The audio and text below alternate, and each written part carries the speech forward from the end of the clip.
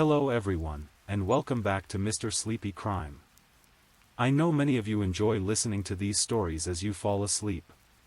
So before you drift off, I'd love for you to leave a comment letting me know where in the world you're tuning in from. And if you're enjoying the story, don't forget to like and subscribe, it really helps the channel grow. Before we begin, I want to acknowledge that this story involves real people and real tragedies. We tell these stories not for entertainment, but to remember the victims and perhaps help others recognize the warning signs that could prevent similar tragedies. For the best experience, feel free to lower the volume a little, just enough to let the story gently carry you off to sleep. Alright, please get comfortable, dim the lights, and let's dive into tonight's first story. The morning air in Los Angeles carried a crisp January chill on the 15th day of 1947. Betty Berzinger had decided to take her 3-year-old daughter for a leisurely walk through the quiet residential streets of Leimert Park, a middle-class neighborhood in South Los Angeles. It was the kind of ordinary Tuesday morning that would be forgotten by nightfall, if not for what Betty was about to discover. Instead of following the main thoroughfare as she usually did, Betty chose to meander down Norton Avenue, a quieter side street lined with modest homes and small front yards. The sidewalk was peaceful, broken only by the soft sounds of her daughter's footsteps and the distant hum of the awakening city. As they walked between 39th and Coliseum streets, something caught Betty's eye in the vacant lot ahead. At first glance, it appeared to be a discarded mannequin lying in the weeds, perhaps 15 feet from the sidewalk. The pale, almost porcelain-like quality of what she could see seemed to confirm this initial impression. But as Betty drew closer, the terrible reality began to reveal itself. The object wasn't a mannequin at all. It was the body of a young woman, and she had been positioned with deliberate, chilling precision. What Betty Berzinger had stumbled upon would become one of the most notorious unsolved murders in American history. The victim would be known forever after by a name that wasn't truly her own, the Black Dahlia. The scene that confronted police when they arrived at Norton Avenue was unlike anything most of them had encountered in their careers. The victim, a young woman who appeared to be in her early 20s, had been subjected to mutilation so severe and methodical that it suggested someone with both surgical knowledge and a deeply disturbed mind. The body was sliced clean in half at the waist, the two sections positioned about a foot apart from each other. The precision of this bisection was unnaturally clean, suggesting the use of surgical instruments and someone familiar with human anatomy. The killer had carefully cleaned the body, leaving no fingerprints or DNA, and there was an almost complete absence of blood at the scene, indicating the victim had been killed elsewhere and then transported to this location. The positioning of the body appeared deliberate, almost theatrical. The arms were raised above the head, and the legs were spread wide. Deep lacerations extended from the corners of the mouth toward the ears, creating a grotesque, permanent smile that would haunt investigators for decades to come. The face bore multiple other cuts, and there were rope marks on the wrists and ankles, suggesting the victim had been bound for an extended period. Marks on her body suggested the woman had been bound and tortured, and her official cause of death was cerebral hemorrhage and shock. The methodical nature of the injury suggested the victim had endured prolonged suffering before death finally came. The Los Angeles Police Department immediately launched a massive investigation. The first order of business was identifying the victim. Her fingerprints were taken and sent to the FBI, where a match was quickly found. The victim was 22-year-old Elizabeth Short, who previously worked at an army base in California and once been arrested for underage drinking. Elizabeth Short was born on July 29, 1924, in Hyde Park, Massachusetts, a quiet suburb of Boston. She was the third of 5 daughters.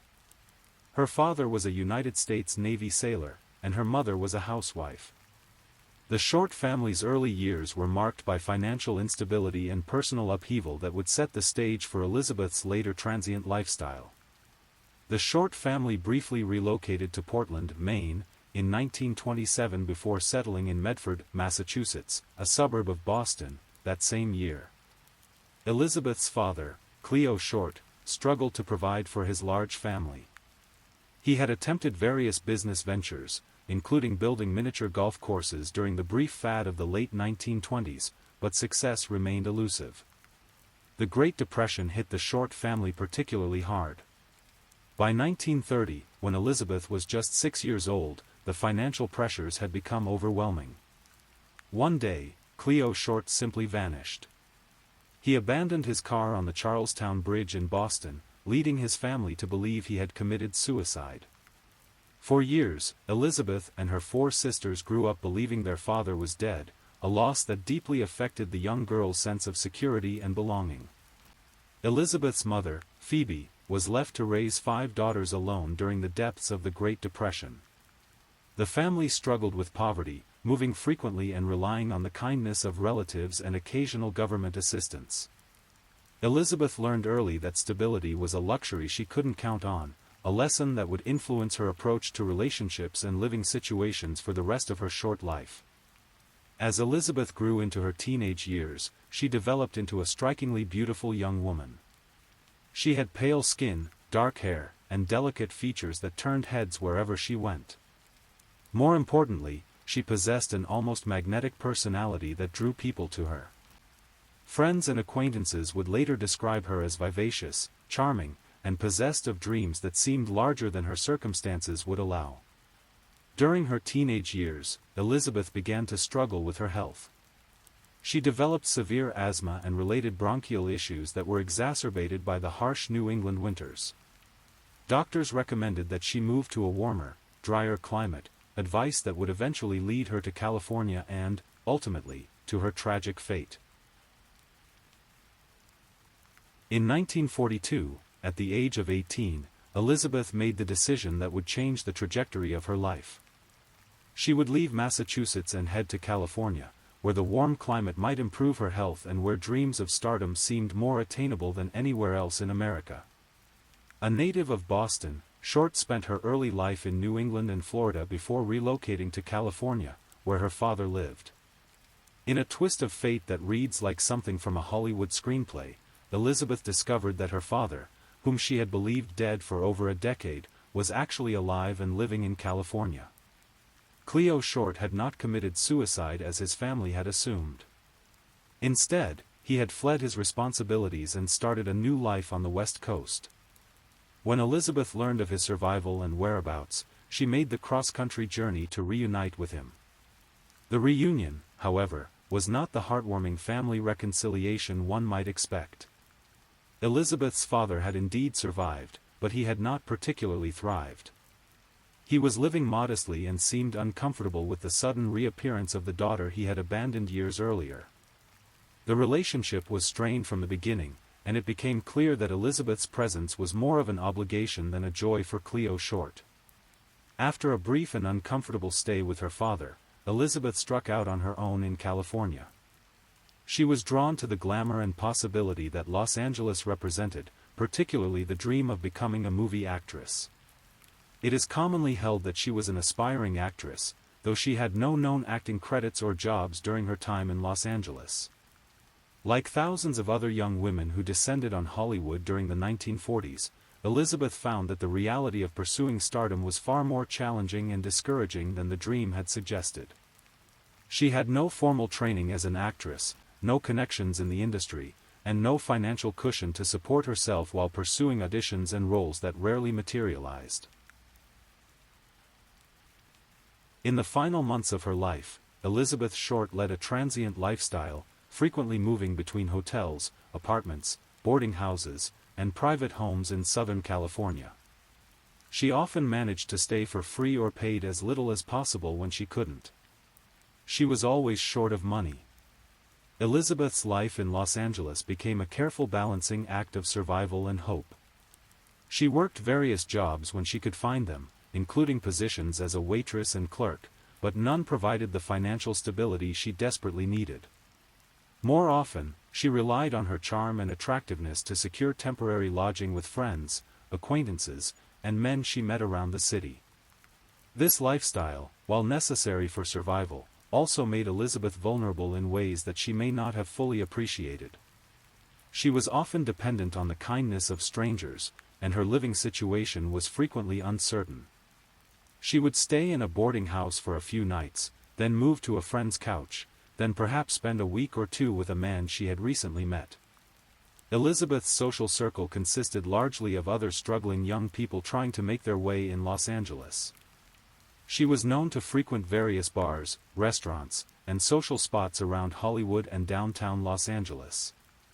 She was particularly drawn to establishments that catered to servicemen, as Los Angeles was home to numerous military bases and installations during and immediately after World War II.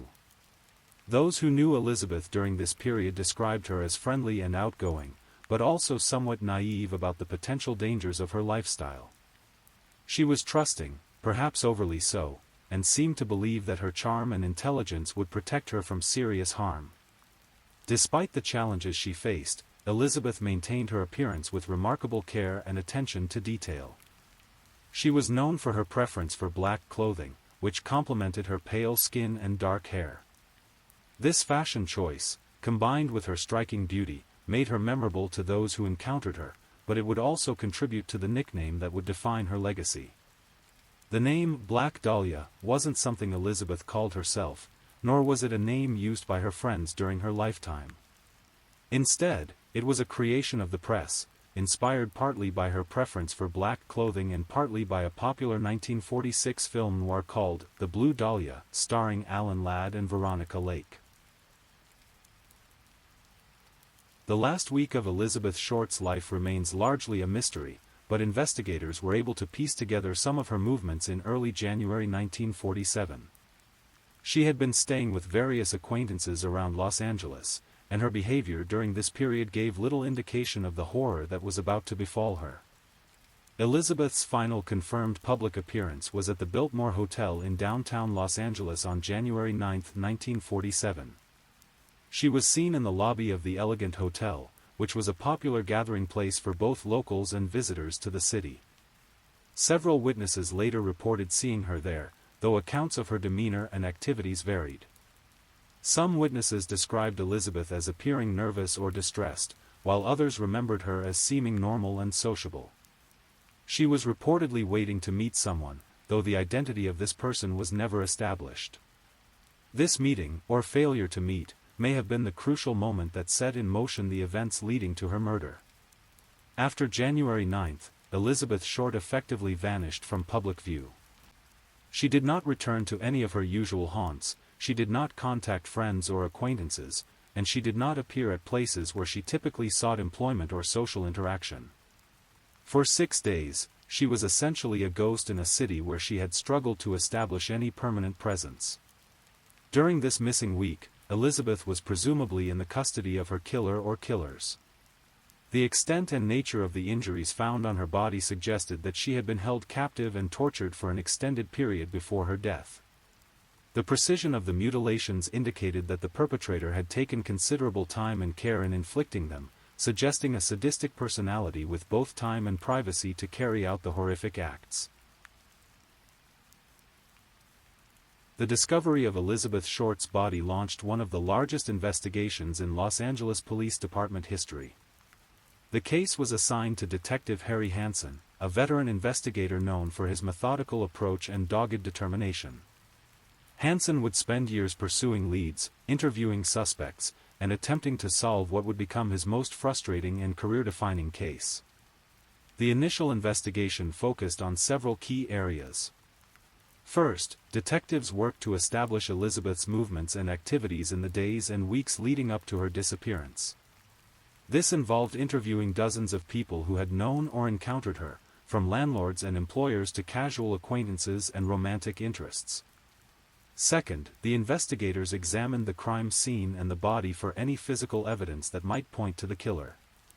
The meticulous cleaning of the body and the absence of blood at the dump site made this particularly challenging. The surgical precision with which Short's body was cut in half suggested that the perpetrator had medical knowledge, leading investigators to focus on individuals with medical or anatomical training. The media attention surrounding the case was unprecedented for Los Angeles. Newspapers competed fiercely for any new details, and the sensational nature of the crime guaranteed front-page coverage day after day. The press dubbed Elizabeth the Black Dahlia, and the name stuck, eventually overshadowing her real identity in the public consciousness. This intense media coverage was both a help and a hindrance to the investigation. On one hand, it brought the case to the attention of millions of people, potentially reaching witnesses or informants who might have crucial information. On the other hand, it also attracted attention seekers, false confessors, and individuals looking to insert themselves into the investigation for personal gain. Within days of the body's discovery, the case attracted a flurry of false confessions and misleading tips. People called the police claiming to be the killer, to have witnessed the murder, or to have crucial information about Elizabeth's final days. Each of these claims had to be investigated and verified, consuming valuable time and resources that might have been better spent on legitimate leads. Over the years, the Black Dahlia case has attracted numerous suspects and theories, ranging from the plausible to the bizarre. The LAPD investigated hundreds of potential suspects, but none were ever charged with the crime. One of the earliest and most persistent theories centered on the idea that the killer was someone with medical knowledge. The precision of the bisection and the careful cleaning of the body suggested familiarity with surgical procedures and human anatomy. This led investigators to examine medical students, doctors, morticians, and others who might possess such skills. Another line of investigation focused on Elizabeth's personal relationships. Detectives interviewed numerous men who had known her during her time in Los Angeles, looking for anyone who might have had a motive for murder or who displayed the psychological profile of someone capable of such extreme violence. The investigation also considered the possibility that Elizabeth's murder was connected to organized crime. Los Angeles in the 1940s was home to numerous criminal enterprises, and the methodical nature of the crime suggested the work of professionals rather than a crime of passion. Some investigators theorized that Elizabeth might have been killed by someone she knew, possibly someone she trusted enough to accompany willingly. The fact that she had been held captive for several days suggested either that she was taken by force or that she initially went with her killer voluntarily, only to find herself in a situation from which she could not escape. The lack of a clear motive complicated the investigation from the beginning. Elizabeth was not wealthy, so robbery was not a likely motive. She had no known enemies or individuals who had threatened her. The extreme nature of the mutilation suggested a deeply personal motivation, but investigators could not identify anyone in Elizabeth's life who seemed capable of such violence. The Black Dahlia case occurred at a time when newspaper circulation was at its peak, and competition between Los Angeles papers was particularly fierce. The combination of a beautiful victim, a gruesome crime, and Hollywood glamour created a perfect storm of sensational coverage that would influence crime reporting for decades to come. The press coverage of the case was often irresponsible and sometimes actively harmful to the investigation. Reporters competed for exclusive angles and inside information, sometimes paying sources or making deals with witnesses that complicated the police investigation. The intense media attention also created a circus atmosphere around the case that made it difficult for investigators to work methodically and quietly. Newspapers published details about the crime that should have been withheld to preserve the integrity of the investigation. They also repeated rumors and unconfirmed theories as if they were established facts, creating a mythology around the case that often obscured the actual evidence. The media attention also had a profound impact on Elizabeth Short's family. Her mother, Phoebe, was repeatedly contacted by reporters seeking quotes and background information. The family, still grieving their loss, found themselves thrust into a national spotlight that they neither wanted nor were prepared to handle. As weeks turned to months, and months turned to years, the Black Dahlia case remained unsolved. Detective Hansen and his colleagues pursued every lead, no matter how unlikely, but the killer remained elusive. The investigation generated thousands of pages of reports, hundreds of interviews, and dozens of potential suspects, but no arrests. One of the most frustrating aspects of the case for investigators was the lack of a clear crime scene. Elizabeth had been killed elsewhere and then transported to the vacant lot where she was found. This meant that crucial physical evidence had been lost, and investigators were working with an incomplete picture of the crime. The passage of time also worked against the investigation. Witnesses' memories faded, potential suspects moved away or died, and physical evidence degraded or was lost. By the 1950s, the active investigation had slowed considerably, though it never officially closed. Over the decades since Elizabeth Short's murder, numerous theories have emerged about the identity of her killer and the circumstances of her death. Some of these theories have been proposed by law enforcement officials, others by journalists, authors, and amateur investigators. One persistent theory suggests that Elizabeth was killed by a doctor or medical professional who used his knowledge of anatomy to commit the perfect crime. Proponents of this theory point to the surgical precision of the bisection and the complete absence of blood at the dump site as evidence of medical expertise. Another theory proposes that the murder was committed by someone connected to organized crime, either as a message to others or as punishment for some transgression by Elizabeth. This theory is supported by the methodical nature of the crime and the apparent ease with which the killer disposed of the body without detection. Some investigators have suggested that Elizabeth's killer was someone she knew and trusted, explaining how she came to be in his custody during her final week of life. This theory suggests that the murder was not a random crime but was targeted specifically at Elizabeth for personal reasons. There have also been theories connecting the Black Dahlia murder to other unsolved crimes of the era. Some investigators have suggested that Elizabeth's killer may have been responsible for other murders in Los Angeles during the 1940s, making him a serial killer whose full scope of activities was never recognized. Nearly 8 decades after Elizabeth Short's murder, the Black Dahlia case remains officially unsolved. The Los Angeles Police Department has never closed the case, and it periodically receives new tips or claims from people who believe they have information about the crime. The enduring fascination with the case can be attributed to several factors. First, the gruesome nature of the crime shocked the public in 1947 and continues to disturb people today. The extreme mutilation of a young, beautiful woman struck many as particularly senseless and cruel. Second, the mystery itself has proven irresistible to generations of amateur investigators, writers, and filmmakers. The lack of a clear solution has allowed people to develop their own theories and to imagine themselves as the person who might finally solve the case. Third, Elizabeth Short has become something of a cultural icon, representing both the promise and the danger of 1940s Los Angeles. Her story embodies the dreams of countless young people who came to California seeking fame and fortune, only to find tragedy instead. The case has inspired numerous books, films, television shows, and documentaries. Each new treatment of the story brings renewed public attention and sometimes new theories about the identity of the killer. However, despite decades of investigation by both professionals and amateurs, the case remains as mysterious as it was on that January morning when Betty Berzinger made her horrific discovery. The Black Dahlia murder had a lasting impact on both criminal investigation techniques and popular culture.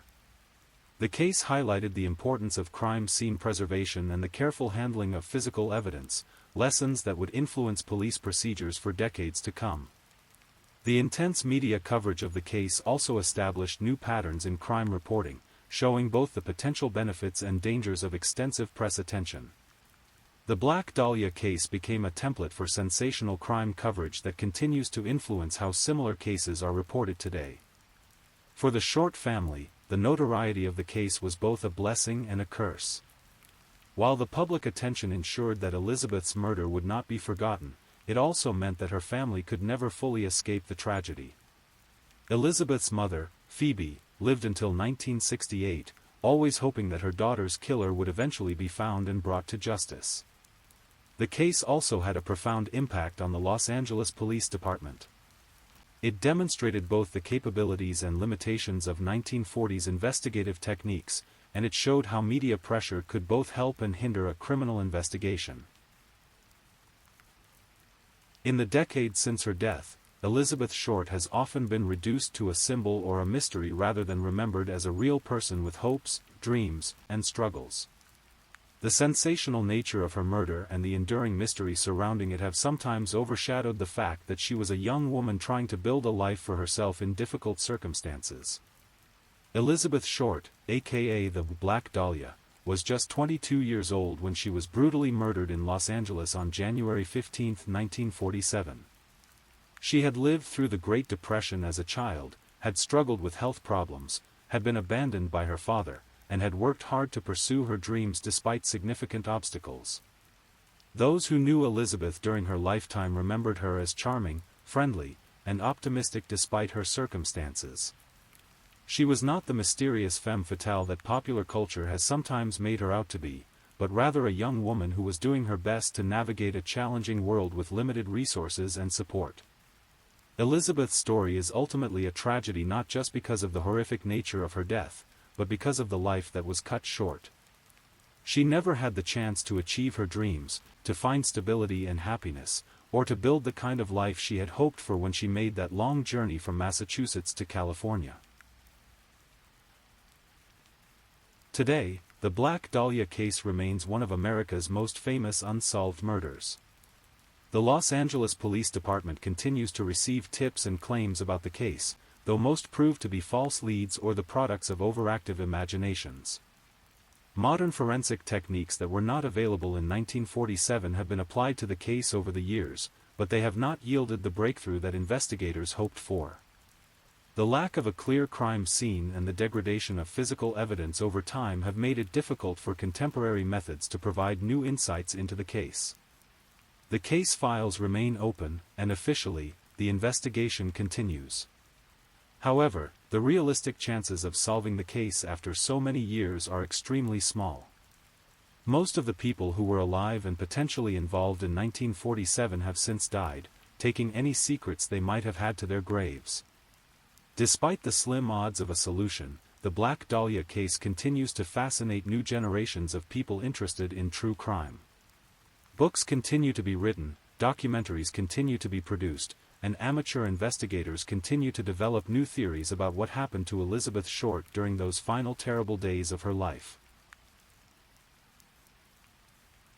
The gruesome death of 22-year-old Elizabeth Short confounded Los Angeles investigators in the late 1940s and remained a topic of intrigue in the decades that followed. Her murder represents not just an unsolved crime, but a window into an era of American history when the country was emerging from World War II and transforming itself into a modern nation. Elizabeth Short's story reflects the experiences of countless young people who came to California in the 1940s seeking opportunity and finding both hope and heartbreak. Her tragic fate serves as a reminder of the vulnerability of those who live on the margins of society, particularly young women trying to make their way in a world that offered few safety nets. The enduring mystery of the Black Dahlia murder ensures that Elizabeth Short will not be forgotten, but it's important to remember her not just as the victim of a sensational crime, but as a young woman who deserved better than the hand life dealt her. She was someone's daughter, someone's friend, someone with dreams and aspirations that were brutally cut short by an act of incomprehensible cruelty. In the end, the Black Dahlia case stands as one of the most haunting unsolved mysteries in American criminal history. It reminds us that even in our modern age of advanced forensic science and sophisticated investigative techniques, some secrets remain forever locked away, some questions remain forever unanswered, and some crimes remain forever unsolved. The case continues to challenge investigators, fascinate the public, and inspire those who believe that truth and justice can eventually prevail, even when the odds seem insurmountable.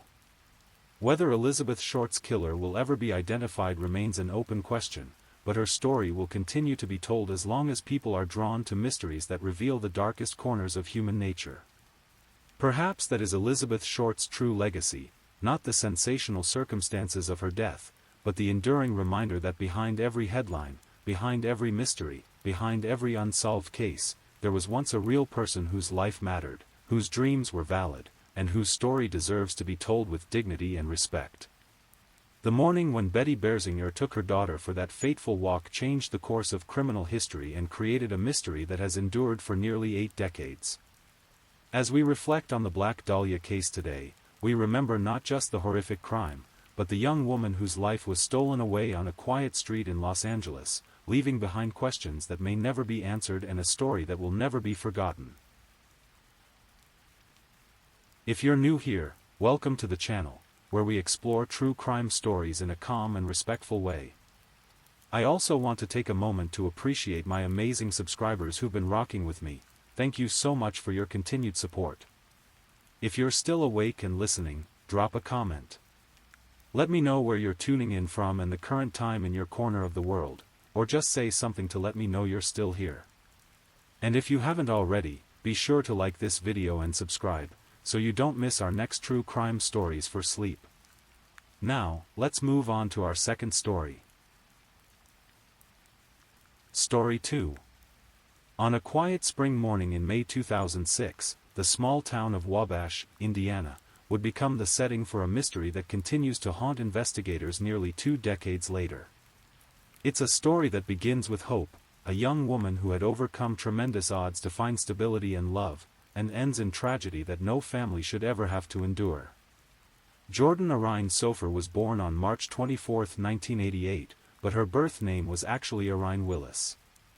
From the very beginning, Jordan's life was marked by instability and uncertainty. She spent the majority of her childhood bouncing between foster homes throughout Indiana, a system that, while designed to protect children, often leaves them feeling rootless and searching for belonging. Foster care can be a lonely existence for a child. Imagine being moved from home to home, never quite knowing if you'll be staying for weeks, months, or perhaps longer. For Jordan, this was her reality for most of her formative years. She learned early on to be self-reliant, to adapt quickly to new environments, and perhaps most importantly, to guard her heart against the disappointment of temporary placements. But sometimes, even in the most challenging circumstances, hope finds a way to bloom. When Jordan was 16 years old, something wonderful happened that would change the trajectory of her life. Robert and Linda Sofer, a couple from Wabash, made the decision to adopt her.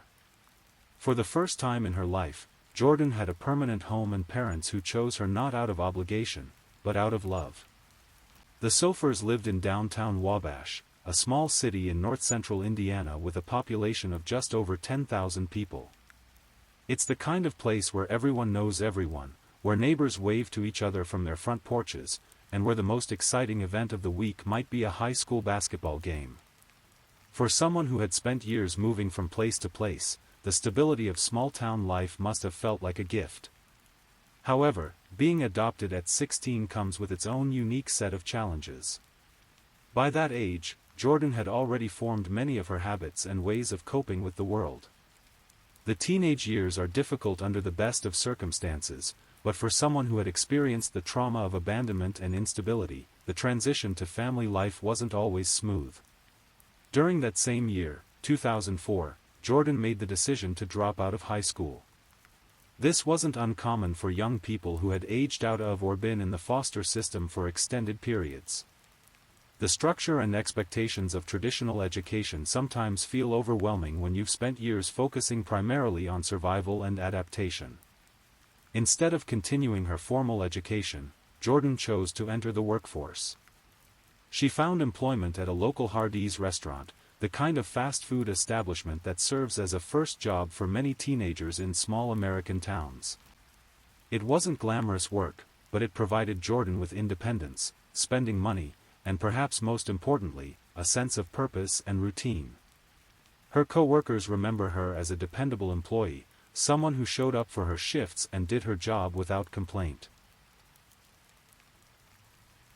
For a couple of years, this arrangement seemed to work well for everyone involved. Jordan had the stability of the Sofer home while maintaining her independence through work. The Sofers, meanwhile, were learning how to parent a teenager who had already experienced more hardship than many adults. Building trust and establishing new family dynamics takes time, especially when everyone involved is navigating uncharted territory. But as Jordan approached her 18th birthday in early 2006, tensions began to surface within the household. This isn't unusual, many families experience growing pains as children transition into adulthood. For adoptive families, these challenges can be even more complex, as questions of identity, belonging, and independence take on additional layers of meaning. During the spring of 2006, Jordan made a decision that would prove to have far-reaching consequences. She told her adoptive parents that she wanted to move out of their home. Perhaps she felt ready for complete independence, or maybe the adjustment to family life continued to be difficult. Whatever her reasons, Jordan began staying with various relatives and friends in the Wabash area. This wasn't unusual behavior for an 18-year-old, but it represented a significant change in Jordan's living situation. Instead of having one stable home base, she was once again experiencing a more transient lifestyle, albeit by her own choice this time.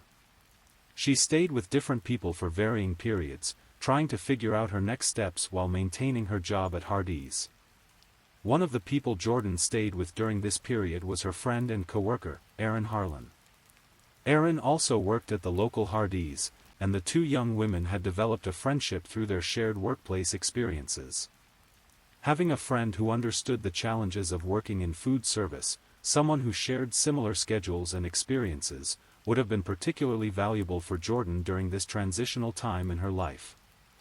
The weekend of May 20th to 21st, 2006, Jordan was staying at Erin's place. It was a typical weekend for two 18-year-olds, probably filled with conversations about work, relationships, future plans, and all the small details that make up daily life. Neither young woman could have known that this would be one of their last conversations. On Monday morning, May 23, 2006, Erin's alarm clock went off early.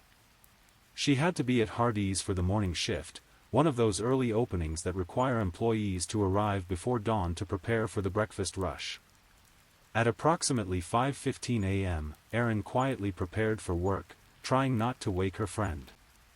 As Erin was getting ready to leave, Jordan stirred, and they had a brief conversation.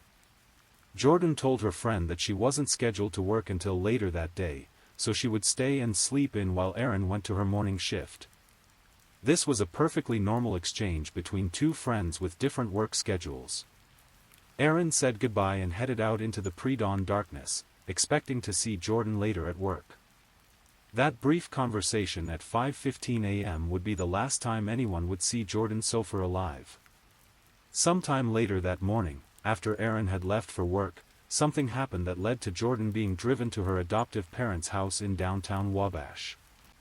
The details of this transportation are somewhat unclear, but according to witnesses, she was dropped off in a truck driven by someone named Corey. The exact time of this drop-off isn't definitively established in the available records, but it was sometime during the mid to late morning hours. Imagine Robert and Linda Sofer's surprise when their adopted daughter appeared at their door.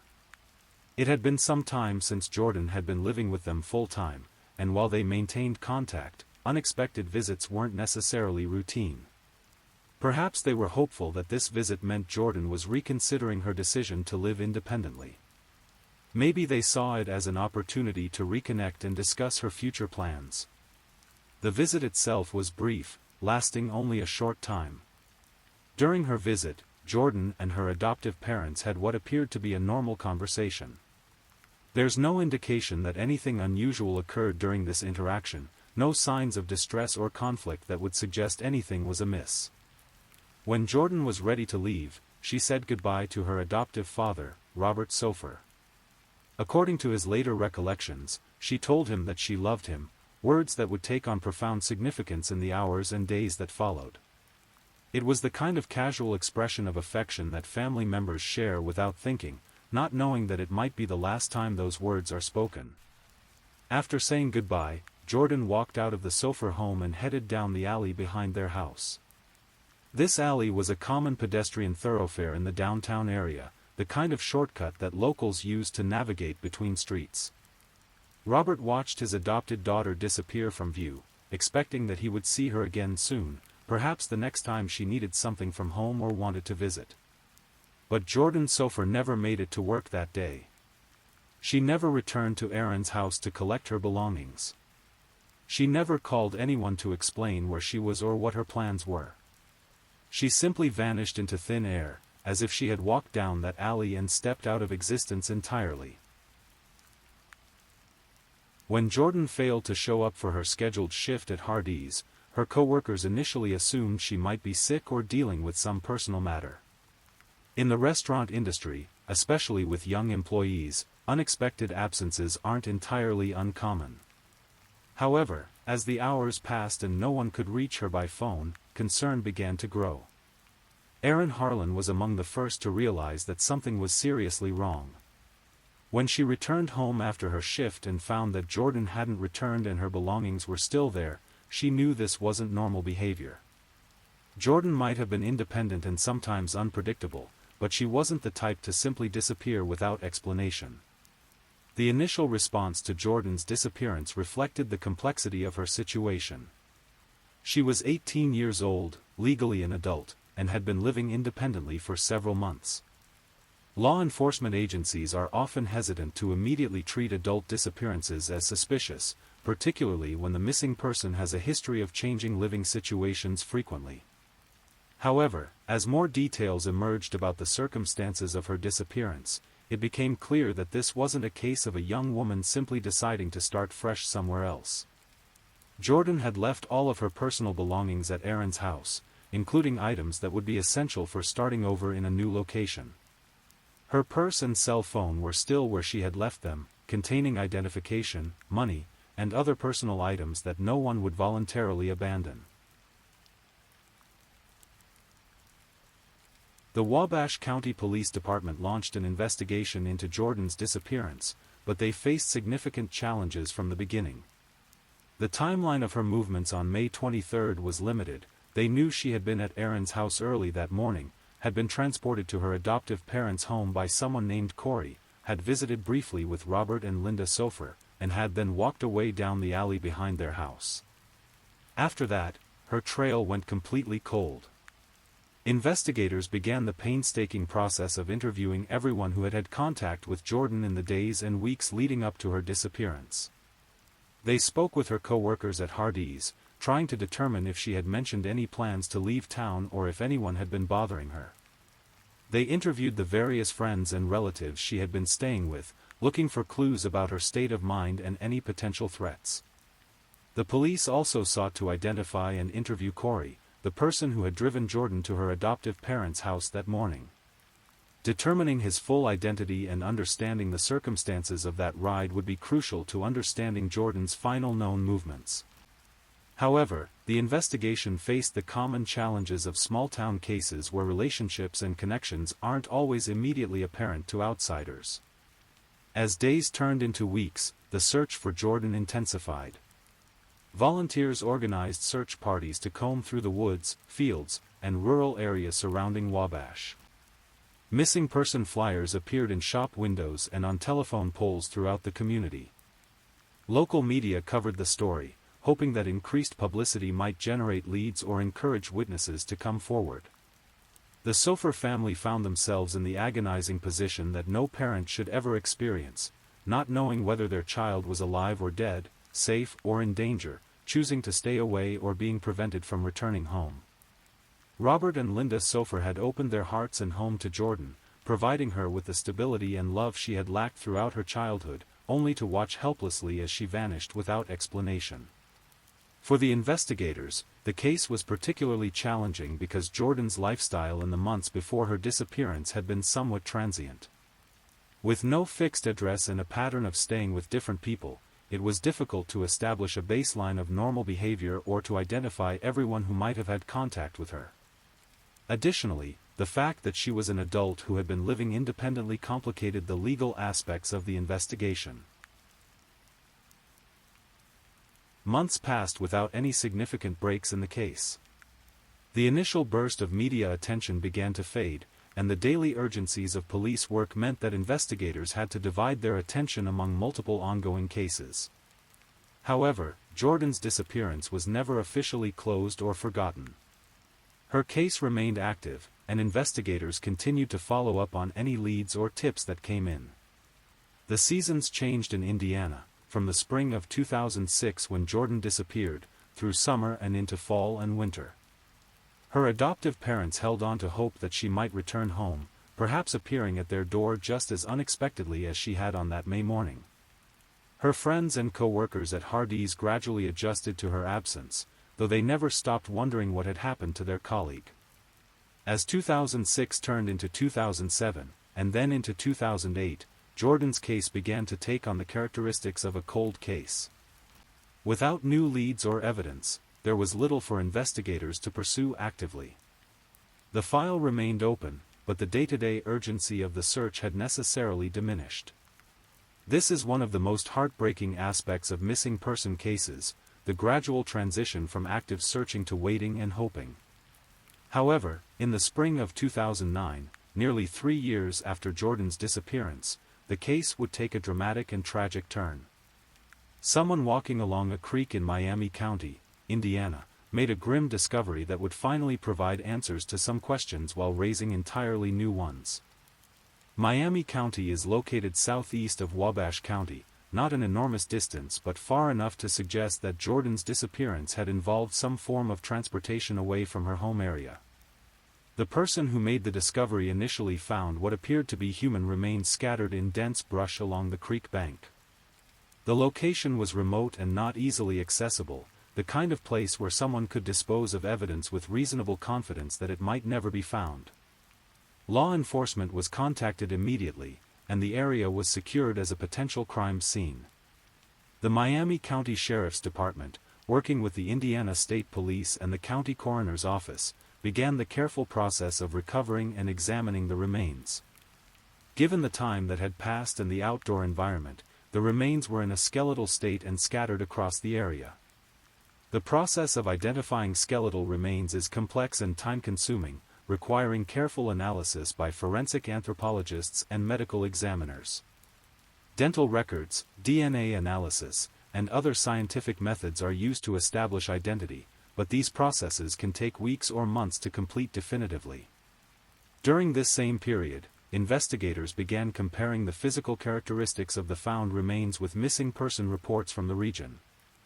Jordan Sofer's case was among those considered, given the timeframe and the general geographic proximity to Wabash County. When the identification was finally confirmed, it brought both answers and heartbreak to all those who had been hoping for Jordan's safe return. The skeletal remains found along the creek in Miami County were indeed those of Jordan Ariane Sofer. After nearly 3 years of uncertainty, her family finally knew what had happened to her, though the knowledge brought no comfort. According to the forensic analysis, the remains had been in that location for approximately 3 years, meaning they had been there since around the time of Jordan's disappearance in May 2006. This timeline suggested that whatever had happened to Jordan had occurred relatively soon after she walked away from her adoptive parents' house that morning. Among the scattered remains, investigators found fragments of the clothing that Jordan had been wearing on the day she disappeared. These textile remains provided additional confirmation of the identification and helped establish that she had been wearing the same outfit witnesses remembered from her final morning. The discovery of Jordan's remains transformed the case from a missing person investigation into a homicide investigation. While the forensic examination could not determine an exact cause of death due to the deterioration of the remains and the time that had passed, the circumstances of the discovery and the location strongly suggested foul play. The area where Jordan's body was found was not somewhere she could have ended up accidentally. It was remote, difficult to access, and not along any logical route she might have taken from her last known location. The scattering of the remains suggested that they had been there for the entire 3-year period, exposed to the elements and natural decomposition processes. For Robert and Linda Sofer, the confirmation that their adopted daughter was dead marked the end of one kind of agony and the beginning of another. While the uncertainty of not knowing her fate had been torture, at least there had been the possibility of hope. Now they faced the reality that the young woman they had tried to provide with love and stability had met a violent end not long after leaving their home.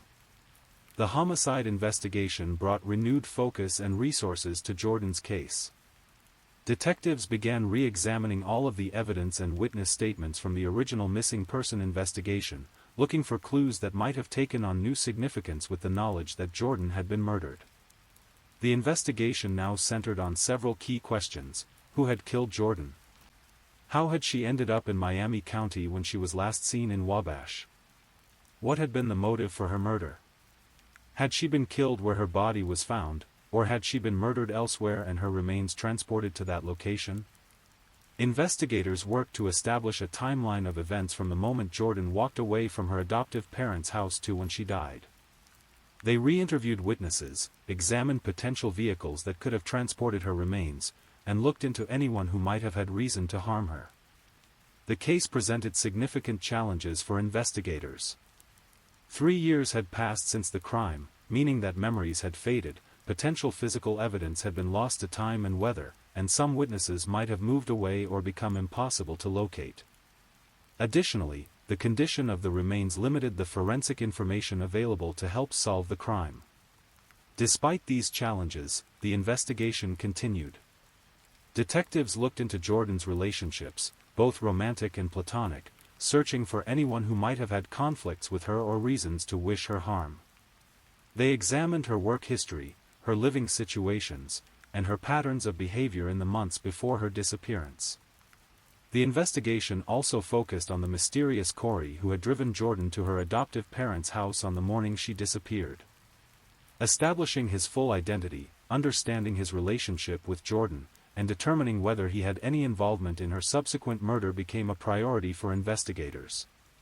However, despite the renewed effort and resources dedicated to the case, no arrests were made in connection with Jordan's murder.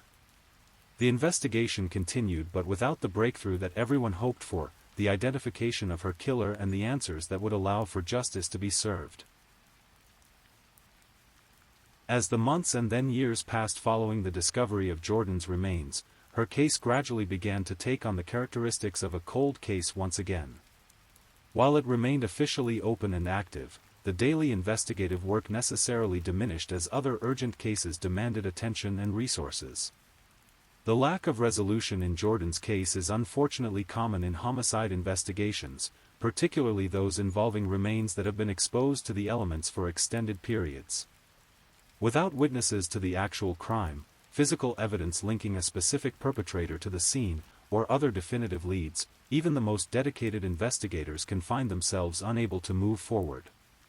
For Jordan's family and friends, the failure to identify her killer has meant living with a particular kind of pain, knowing that someone in their community or region committed this terrible crime and has never been held accountable. It's a violation not just of Jordan's life, but of the sense of safety and justice that communities depend upon.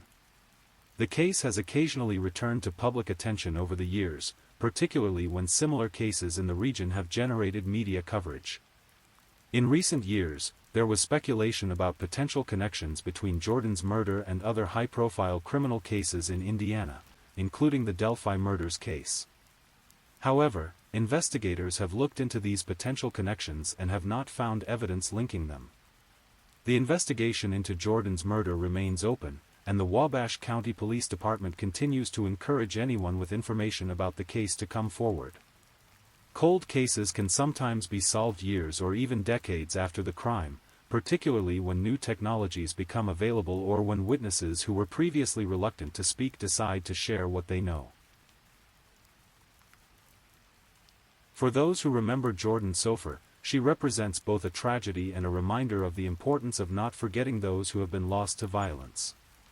She was a young woman who had overcome significant challenges in her childhood, found a loving adoptive family, and was working to build an independent adult life when her future was cut short. Her story also highlights the particular vulnerabilities faced by young people who have spent time in foster care or who are transitioning to independent adulthood. The combination of past trauma, limited support networks, and the normal challenges of young adulthood can create situations where individuals become more susceptible to exploitation or violence.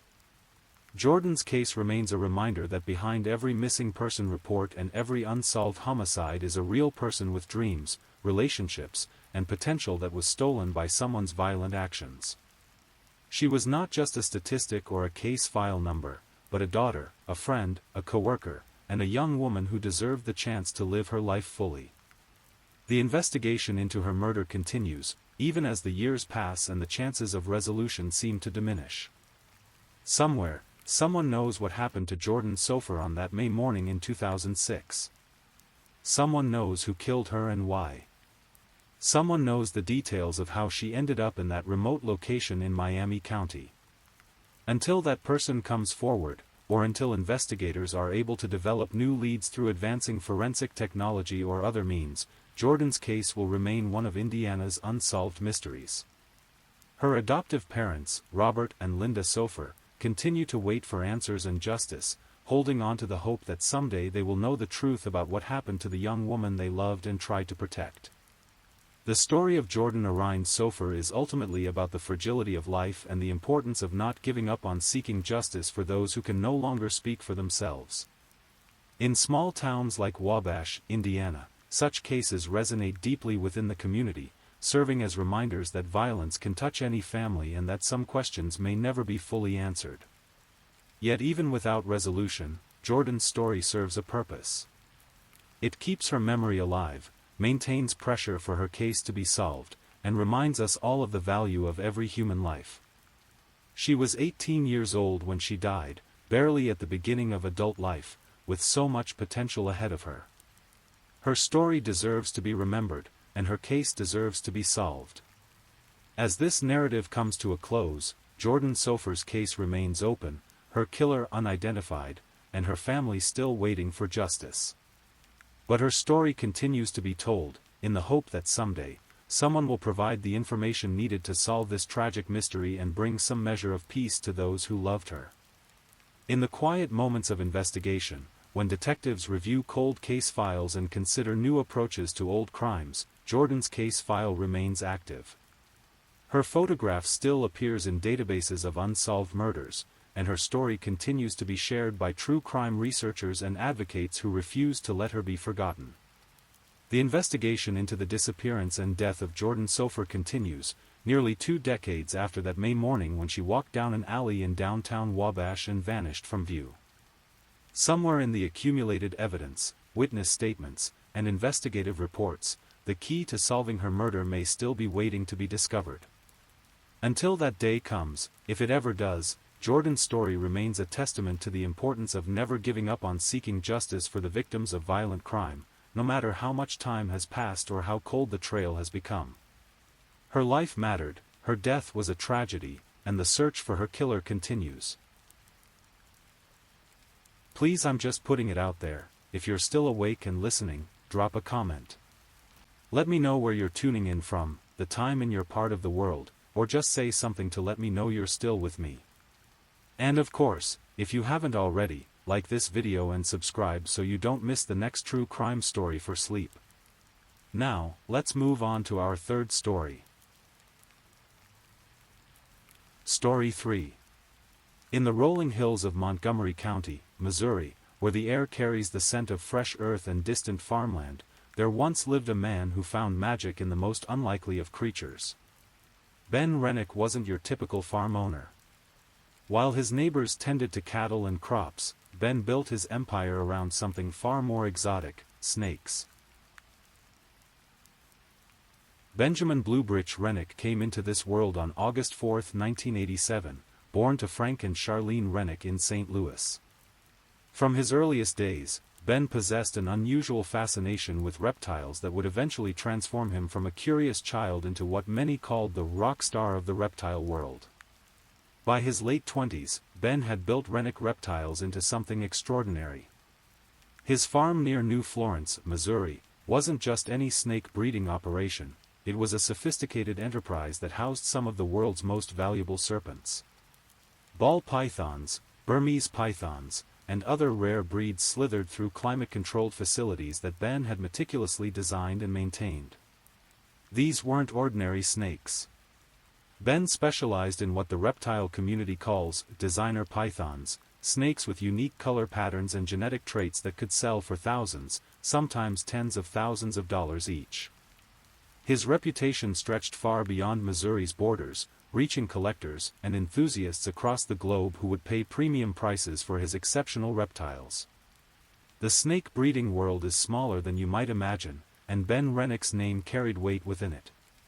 He had that rare combination of genuine passion and business acumen that allowed him to turn his childhood fascination into a multi-million-dollar operation. Visitors to his farm often remarked on how Ben could identify each snake's lineage, predict their breeding potential, and speak about their care with the kind of expertise that comes only from years of dedicated study. But success in any business brings its own complications, and Ben's world was about to become far more complex than even he could have imagined. Ben's personal life centered around his marriage to Linley Rennick, a woman who seemed to embody a different kind of ambition altogether. While Ben found his calling among the serpents, Linley had entrepreneurial dreams of her own. She owned and operated Essentia, a day spa in Columbia, Missouri, about an hour's drive from Ben's snake farm. On the surface, their marriage appeared to be a partnership between two driven individuals. Ben focused on his reptiles while Linley built her wellness business, complete with massage therapy, skincare treatments, and the various services that comprised a full-service spa experience. They seemed to complement each other, the snake breeder and the spa owner, each carving out their own professional identity while sharing a life together. But beneath this seemingly harmonious arrangement, tensions were brewing. The spa business, despite Linley's efforts, was struggling financially. The wellness industry can be particularly challenging, with high overhead costs, intense competition, and the constant need to maintain and attract clientele. Linley found herself facing mounting bills and dwindling profits, a situation that created strain not just on her business, but on her marriage as well. Those close to the couple began to notice changes in their dynamic. What had once appeared to be mutual support started to show cracks. Financial stress has a way of exposing the fault lines in any relationship, and the Rennick marriage was no exception. Friends and family members would later recall sensing an underlying tension, though at the time, few could have predicted where that tension would ultimately lead. Ben, absorbed in his thriving reptile business, may not have fully grasped the extent of his wife's financial troubles or the depths of her growing desperation. He was, by most accounts, a man focused on his passion, someone who found peace and purpose in the careful, methodical work of breeding and caring for his snakes. This focus, which had brought him such professional success, might have also created blind spots in his personal life. June 8, 2017, began like many other days at the Rennick farm. The morning air was warm with the promise of summer heat to come, and Ben went about his usual routine of checking on his valuable collection. Each snake required specific care, particular temperature and humidity levels, and Ben was meticulous about maintaining the perfect environment for his breeding stock. The farm itself was a testament to Ben's dedication. Climate-controlled buildings housed rows upon rows of enclosures, each one carefully labeled and monitored. This wasn't a casual hobby operation, it was a sophisticated business that required daily attention to countless details. Temperature logs, feeding schedules, breeding records, and health monitoring were all part of Ben's regular routine. But on this particular Thursday, something would go terribly wrong. When investigators first arrived at the scene, they encountered what appeared to be a tragic but explainable accident. Ben's body was found in one of the snake buildings, and the initial assumption was that one of his own reptiles had somehow caused his death. After all, working with large, powerful snakes carries inherent risks, and even the most experienced handlers can sometimes face unexpected dangers.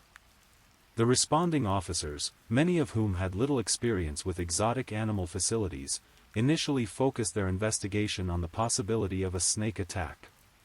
They examined the enclosures, looked for signs of escape or containment failure, and tried to piece together how such an experienced breeder might have fallen victim to his own animals. But as the investigation progressed, inconsistencies began to emerge. The scene didn't quite match what investigators would expect from a snake attack. Details that should have been present were missing, while other evidence didn't align with the initial theory. Medical examination would soon reveal the truth: Ben Rennick hadn't died from a snake bite or constriction. He had been shot multiple times.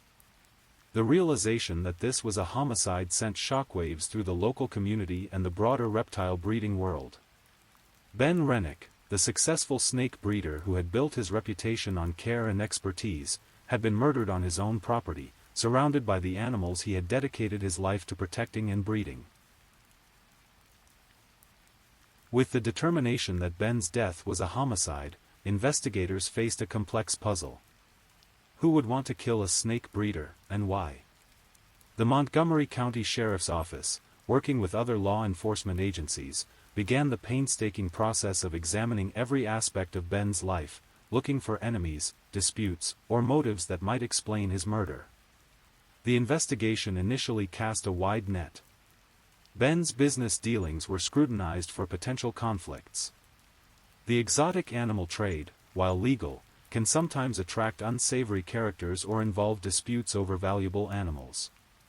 Investigators looked into whether Ben might have been targeted by competitors, dissatisfied customers, or criminals who saw his valuable snake collection as worth stealing. They also examined Ben's family history.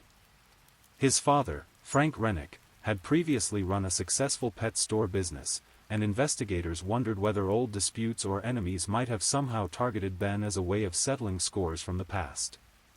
Every angle seemed worth exploring when trying to understand why someone would kill a man whose greatest passion was caring for reptiles. But as the investigation deepened, attention increasingly focused closer to home. Lindley Rennick, as Ben's wife and the person who would inherit his business and life insurance, naturally became a subject of scrutiny. This wasn't unusual. Law enforcement routinely examines family members in homicide cases, if only to eliminate them as suspects and focus the investigation elsewhere. What investigators found, however, didn't eliminate Lindley as a suspect. Instead, their findings raised more questions about her potential involvement in her husband's death.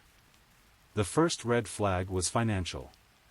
A deeper examination of both Ben's business records and Lindley's spa revealed a troubling pattern. Money from Ben's successful snake breeding operation had been flowing into Lindley's struggling spa business without his apparent knowledge. Significant amounts of cash that should have stayed within Rennick Reptiles had instead been diverted to cover Essensia's mounting debts and operational expenses. This discovery transformed the investigation's focus. Rather than looking for external enemies or business rivals, investigators began to consider whether Ben's murder might have been motivated by financial desperation and the fear of discovery. If Lindley had been secretly funneling money from her husband's business to prop up her own failing enterprise, Ben's death would not only prevent him from discovering the theft but would also provide her with access to his life insurance and full control of his valuable breeding operation. As the investigation continued, a more complex picture began to emerge. This wasn't simply a case of a desperate spouse committing murder for financial gain. Instead, investigators uncovered evidence of a conspiracy that involved multiple people and had been months in the planning. Central to this conspiracy were two women who worked at Lindley's spa, Ashley Shaw and Rachel Hunt. Both women eventually became crucial witnesses in the case, though their path to cooperation with law enforcement was neither immediate nor straightforward. Ashley Shaw, in particular, became a key figure in understanding how Ben's murder had been planned and carried out. According to her eventual testimony, she had developed a close relationship with Lindley, one that went beyond the typical employer-employee dynamic. Shaw claimed that Lindley had confided in her about alleged problems in her marriage, painting Ben as controlling and abusive. Whether these allegations were true or fabricated to justify murder would become a central question in the case. What investigators could establish was that Shaw had agreed to help Lindley with a plan that went far beyond simply leaving an unhappy marriage. The first attempt to kill Ben, according to Shaw's testimony, involved poison. The plan was disturbingly calculated. Shaw would obtain prescription painkillers, specifically Percocet pills, and these would be crushed and mixed into a protein shake that Ben regularly consumed. The idea was to make his death appear accidental, perhaps the result of a medical emergency or drug interaction. Shaw claimed that she obtained 15 Percocet pills and helped prepare the poison protein shake. Ben consumed it, not knowing that his wife and her employee were attempting to kill him. The result was severe illness, but not death. Ben became violently sick, suffering through what must have been hours of intense discomfort and pain, but he survived the poisoning attempt. The failed poisoning created a new problem for the conspirators. Ben's illness might have raised questions, and there was always the possibility that medical treatment could reveal the presence of unexpected drugs in his system. The attempted murder had failed, but it had also created new risks of discovery. According to the prosecution's eventual case, this failure led to a more direct approach. If poison wouldn't work, then more immediate and certain methods would be necessary. The investigation revealed that the conspiracy to kill Ben Rennick extended beyond just Linley and Ashley Shaw. Michael Humphrey, described as Linley's ex-boyfriend, was also allegedly drawn into the murder plot. Humphrey's involvement added another layer of complexity to the case, suggesting that personal relationships, financial desperation, and perhaps revenge all played roles in the decision to kill Ben. The exact dynamics between Linley and Humphrey remained somewhat murky throughout the investigation and subsequent trials. Their relationship had apparently ended before Ben's murder, but according to prosecutors, Linley had convinced Humphrey to help her with the ultimate crime. Whether his motivation was residual romantic attachment, financial gain, or some other factor, Humphrey allegedly agreed to participate in the murder. The planning for Ben's death, according to witness testimony and prosecutor allegations, was methodical and cold-blooded.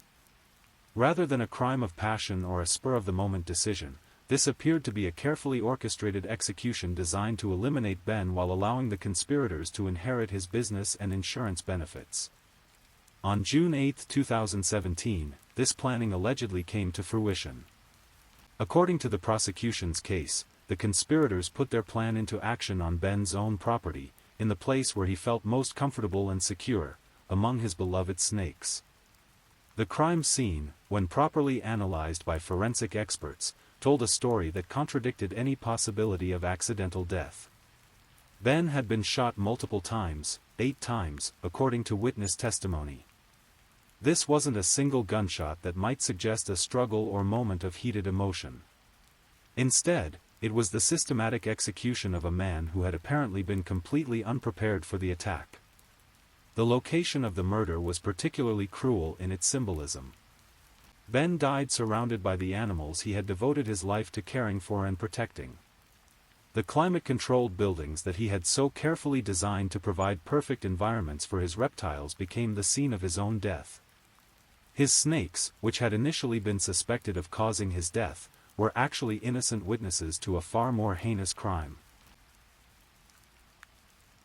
Despite the apparent planning and execution of Ben's murder, the case did not result in immediate arrests. The investigation stretched on for months, then years, as law enforcement worked to build a solid case against the suspected conspirators. This delay was not due to lack of evidence or investigative effort, but rather to the complex nature of the conspiracy and the need to secure cooperation from witnesses who were themselves implicated in the crime. The breakthrough came nearly 3 years after Ben's death. On January 16, 2020, law enforcement finally made their move. Linley Rennick and Michael Humphrey were arrested and charged with Ben's murder. For Ben's family and friends, who had waited years for justice, these arrests provided some measure of relief, though they also confirmed the painful reality that Ben had been killed by people he knew and trusted. The arrest sent shockwaves through both the local community and the reptile breeding world. Many people who knew the couple found it difficult to believe that Linley could have orchestrated her husband's murder. She had, after all, been the grieving widow for nearly 3 years, publicly mourning her husband's death and dealing with the complex legal and financial issues surrounding his estate. But for investigators, the arrests represented the culmination of years of careful work to unravel a conspiracy that had been designed to appear as something entirely different from what it actually was. The legal proceedings that followed revealed the full scope of the alleged conspiracy in dramatic detail. Michael Humphrey was tried first, facing charges of first-degree murder and armed criminal action. His trial provided the first public airing of the prosecution's theory of the case and the evidence they had gathered over years of investigation. The prosecution's case relied heavily on the testimony of Ashley Shaw, who had accepted an immunity deal in exchange for her cooperation. Shaw's testimony painted a picture of months of planning and preparation, failed attempts at murder, and ultimate success in killing Ben Rennick. According to Shaw's account, Linley had portrayed her marriage as abusive and unbearable, creating a narrative that justified extreme action. Shaw claimed that she had genuinely believed she was helping a friend escape from a dangerous situation, though her actions went far beyond simply providing emotional support or helping Lindley leave her marriage. The immunity deal that allowed Shaw to testify without facing criminal charges was controversial but legally necessary. Without her insider knowledge of the conspiracy, prosecutors would have faced enormous difficulties in proving their case. Shaw's testimony provided the detailed account of planning and execution that transformed what might have appeared to be a mysterious murder into a clearly understood conspiracy. In October 2021, a jury found Michael Humphrey guilty of first-degree murder.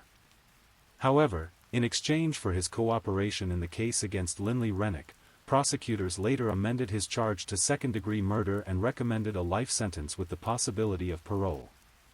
This deal reflected the prosecution's belief that while Humphrey had participated in the murder, Lindley had been the primary architect of the conspiracy. Lindley Rennick's trial began in December 2021, more than 4 years after her husband's death. The proceedings were moved to Boone County on a change of venue, reflecting the extensive publicity the case had received in Montgomery County and the need to find jurors who could evaluate the evidence without preconceived notions about guilt or innocence. The prosecution's case against Lindley was comprehensive, incorporating financial evidence, witness testimony, and forensic analysis to build their argument that she had orchestrated her husband's murder for personal gain. Prosecutors argued that Lindley's motive was primarily financial. Her spa was failing, she had been secretly diverting money from Ben's business, and his death would provide her with life insurance proceeds and full control of his valuable snake breeding operation. The financial evidence was particularly damning. Records showed that significant amounts of money had been transferred from Rennick Reptiles accounts to cover Essensia's expenses, apparently without Ben's knowledge or consent. This pattern of financial impropriety provided a clear motive for murder. Lindley needed Ben dead before he discovered the theft, and she needed access to his assets to solve her financial problems. Ashley Shaw's testimony remained central to the prosecution's case, even though her credibility was vigorously challenged by the defense. Shaw repeated her account of the failed poisoning attempt and the ultimate decision to shoot Ben.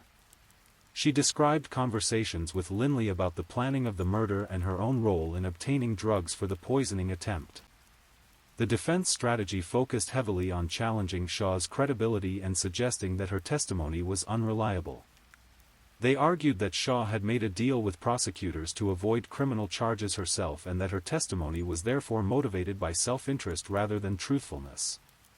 They also attempted to present alternative theories of the crime that would not implicate Lindley. One of the most dramatic moments in the trial came when Lindley herself took the witness stand.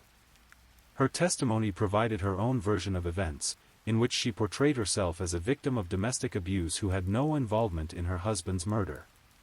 She denied the allegations made by Ashley Shaw and claimed that she had loved her husband despite their marital problems. Lindley's testimony was emotional and detailed, but it faced intense scrutiny from prosecutors during cross-examination. They challenged her explanations of the financial irregularities, questioned her account of her relationship with the other alleged conspirators, and pressed her on inconsistencies between her testimony and other evidence in the case. On December 9, 2021, after deliberating for hours, the jury reached their verdict. They found Lindley Rennick guilty of second-degree murder and armed criminal action in the death of her husband. The conviction represented a significant victory for prosecutors and provided a measure of justice for Ben's family and friends. The second-degree murder conviction, rather than first-degree murder, suggested that while the jury believed Lindley had killed her husband, they may have had some doubt about the extent of premeditation or may have been influenced by the defense's arguments about her mental state at the time of the crime. Lindley was subsequently sentenced to a lengthy prison term, effectively ending her freedom and ensuring that she would spend many years, potentially the rest of her life, behind bars for her husband's murder. The sentence reflected both the seriousness of the crime and the judge's assessment of Lindley's culpability in orchestrating the conspiracy. For Ben's family, the conviction provided some sense of closure after years of uncertainty and legal proceedings. They had lost a son, brother, and friend to a senseless act of violence, and while no verdict could bring Ben back, the conviction at least ensured that those responsible for his death would be held accountable. The reptile breeding community also found some measure of peace in the resolution of the case. Ben had been a respected figure in their specialized world, and his murder had cast a shadow over the entire community. Knowing that his killers had been identified and convicted allowed the community to begin the process of moving forward while remembering Ben's contributions to their shared passion. One of the most complex aspects of the Ben Rennick case involved the fate of his snake breeding business. Rennick Reptiles had been a valuable and sophisticated operation, housing snakes worth potentially hundreds of thousands of dollars. The business represented not just Ben's livelihood, but his life's work and passion. At the time of his death, Ben had been in negotiations to sell the business to a professional hockey player, a transaction that would have provided him with significant financial gain and ensured that his animals would be cared for by someone with the resources to maintain the operation. The murder interrupted these negotiations and created complex legal questions about the ownership and disposition of the business. Legal battles over Ben's estate continued long after his death, involving family members, business partners, and others who claimed interests in various aspects of his operation. These disputes were complicated by the fact that Lindley, as Ben's wife, would normally have inherited his assets, but her conviction for his murder created legal obstacles to such inheritance. The snakes themselves, as living animals, required immediate and ongoing care regardless of the legal proceedings. Arrangements had to be made to ensure their well-being while the court sorted out the complex questions of ownership and inheritance. This practical necessity added urgency to legal proceedings that might otherwise have dragged on for years. Eventually, most of these issues were resolved through legal proceedings and negotiations, allowing Ben's animals to be properly cared for and his business affairs to be settled. However, the complexity of these arrangements illustrated the far-reaching consequences of Ben's murder, extending well beyond the immediate crime to affect numerous animals and business relationships. The murder of Ben Rennick stands as a particularly tragic example of how financial desperation and personal grievances can escalate to unthinkable violence. Ben was, by all accounts, a man who had found his calling in life and built a successful business around his passion for reptiles. He posed no apparent threat to anyone and lived a life focused on the careful, methodical work of animal husbandry and business development. The conspiracy that led to his death revealed the dangerous potential of desperation combined with opportunity. Lindley's financial troubles with her spa business, while serious, were not insurmountable through legal means. Business failures, while disappointing and financially painful, are common experiences that most people navigate without resorting to violence. The decision to murder Ben rather than face the consequences of business failure and potential financial impropriety transformed a manageable life problem into an irreversible tragedy. The case also highlighted the vulnerability that can exist within seemingly stable relationships. Ben apparently had no idea that his wife had been secretly diverting money from his business or that she was planning his death. His focus on his work and his apparent trust in his spouse created blind spots that proved fatal. This aspect of the case serves as a sobering reminder that the people closest to us can sometimes harbor intentions that we never suspect. The involvement of multiple conspirators in Ben's murder also illustrates how criminal plans can spread beyond the original participants, drawing in others who might not have independently chosen to commit such crimes. Ashley Shaw's testimony suggested that she genuinely believed she was helping a friend escape from an abusive situation, though her actions went far beyond providing emotional support. The psychology of conspiracy can sometimes lead ordinary people to participate in extraordinary crimes, believing that they are serving a greater good or helping someone they care about. Years after Ben Rennick's murder and the subsequent convictions of his killers, the case continues to resonate within the reptile breeding community and among those who followed the legal proceedings. Ben's death represented the loss of considerable expertise and passion in a specialized field, and his absence is still felt by those who knew him professionally. The case has also become a cautionary tale about the importance of financial transparency within marriages and business partnerships. Ben's apparent lack of knowledge about his wife's financial struggles and her secret diversion of business funds illustrates the dangers that can arise when financial problems are hidden rather than addressed openly. For law enforcement, the case demonstrated the importance of thorough investigation and the willingness to reconsider initial theories when evidence points in different directions. The initial assumption that Ben had been killed by one of his snakes was reasonable given the circumstances, but investigators' willingness to look beyond this theory when evidence didn't support it was crucial to eventually solving the case. The legal proceedings also highlighted the complex challenges involved in prosecuting conspiracy cases, where much of the evidence consists of testimony from co-conspirators who have their own motivations for cooperation. The immunity deals offered to Ashley Shaw and others were necessary for building the prosecution's case, but they also raised questions about whether all those involved in the conspiracy faced appropriate consequences for their actions. As we conclude this examination of Ben Rennick's murder, we're left with the sobering reality that his death was entirely preventable. The financial problems that allegedly motivated the conspiracy could have been addressed through legal means, business counseling, bankruptcy protection, divorce proceedings, or other conventional approaches to financial and marital difficulties. Instead, the decision to resort to murder transformed manageable problems into irreversible tragedy. Ben lost his life, his family lost a beloved member, the reptile community lost a respected figure, and multiple people now face lengthy prison sentences for their roles in the conspiracy.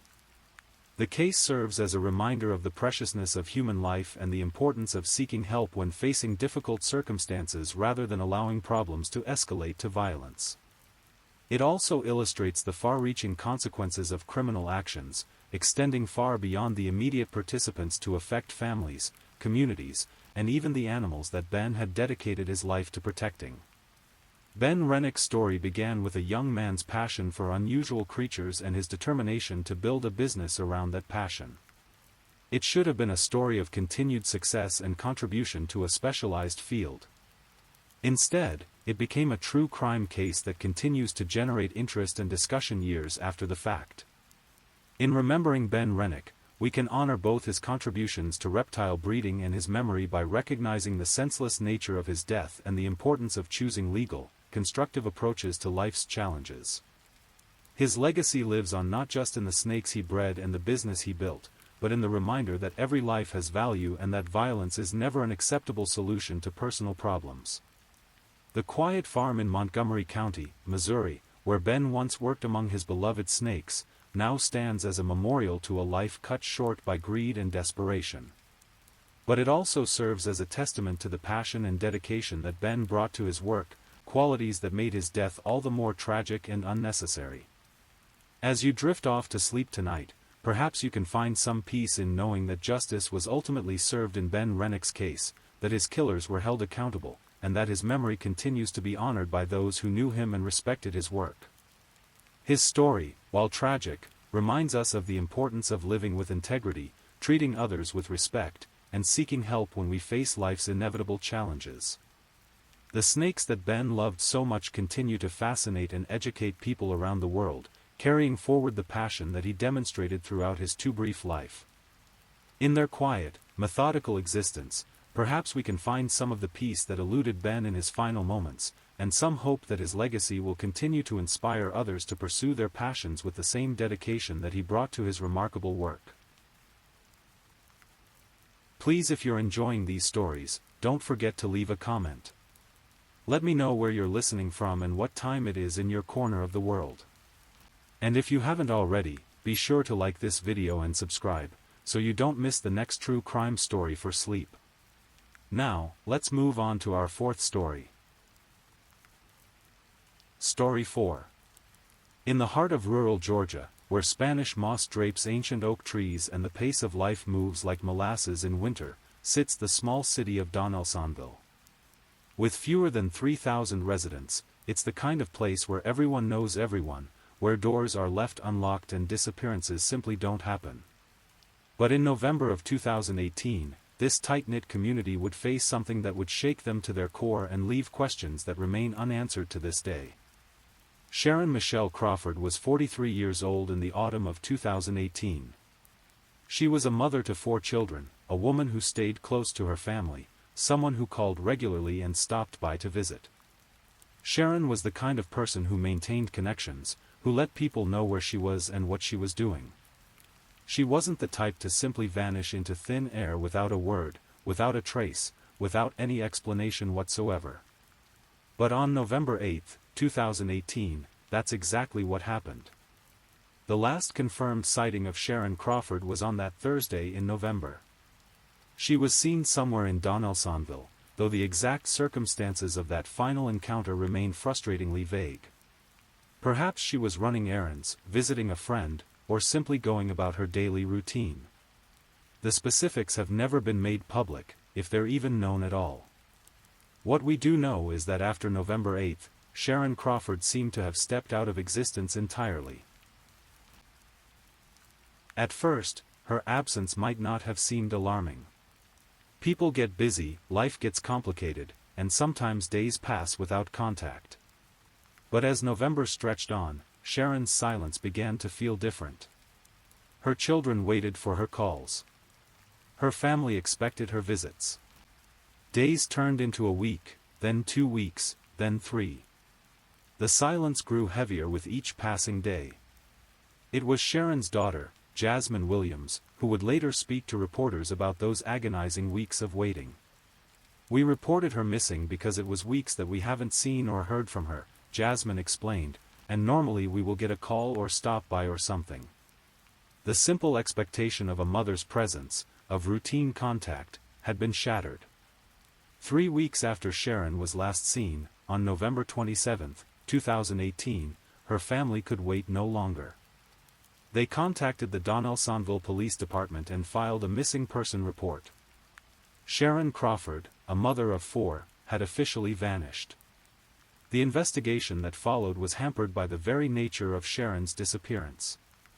There were no witnesses to whatever had happened to her. No one had seen her in distress, no one had heard screams or calls for help. There was no indication of where she might have gone or what might have befallen her. She had simply stopped existing in the world her family knew. Chief Woodrow Blue Jr. of the Donelsonville Police Department took the case seriously from the beginning. Both family and police, according to initial reports, were concerned for Sharon's welfare. In a small town like Donelsonville, a missing person case was unusual enough to warrant significant attention and resources. As winter settled over South Georgia, the search for Sharon Crawford continued. Investigators followed up on tips, searched areas Sharon was known to frequent, and tried to piece together the puzzle of her disappearance. The case even expanded beyond Donelsonville's borders, with police working alongside officials in Jackson County, Florida, about 40 miles away. The connection to Jackson County was never explained publicly, leaving another mystery within the larger mystery of Sharon's fate. Meanwhile, Sharon's family endured the particular agony that comes with not knowing. Is your loved one alive or dead? Are they suffering somewhere, waiting for rescue, or are they beyond all earthly concerns? The uncertainty can be more torturous than definitive bad news, because it offers neither closure nor the ability to properly grieve. As 2018 turned to 2019, Sharon Crawford remained missing. The investigation continued, but leads seemed to dry up as quickly as they appeared. In a case with no witnesses, no clear motive, and no obvious suspects, every avenue of inquiry felt like walking through fog. Then came February 16, 2019. It was exactly 100 days since Sharon had last been seen alive. The significance of this milestone wasn't lost on anyone involved in the search, particularly Sharon's family, who had organized a community search effort for that day. Volunteers, family members, and investigators combed through Donelsonville, checking vacant lots, abandoned buildings, and areas that might have been overlooked in earlier searches. It was the kind of community effort that small towns excel at, neighbors helping neighbors, everyone united in the hope of finding answers. The search party made their way to a vacant building in town, the kind of structure that dots small southern cities, empty, forgotten, slowly being reclaimed by time and weather. Someone decided to look inside, perhaps thinking it was exactly the kind of place someone might hide something they didn't want found. What they discovered would forever change the trajectory of Sharon Crawford's case. Inside that vacant building, searchers found Sharon's shirt. They also found her bicycle.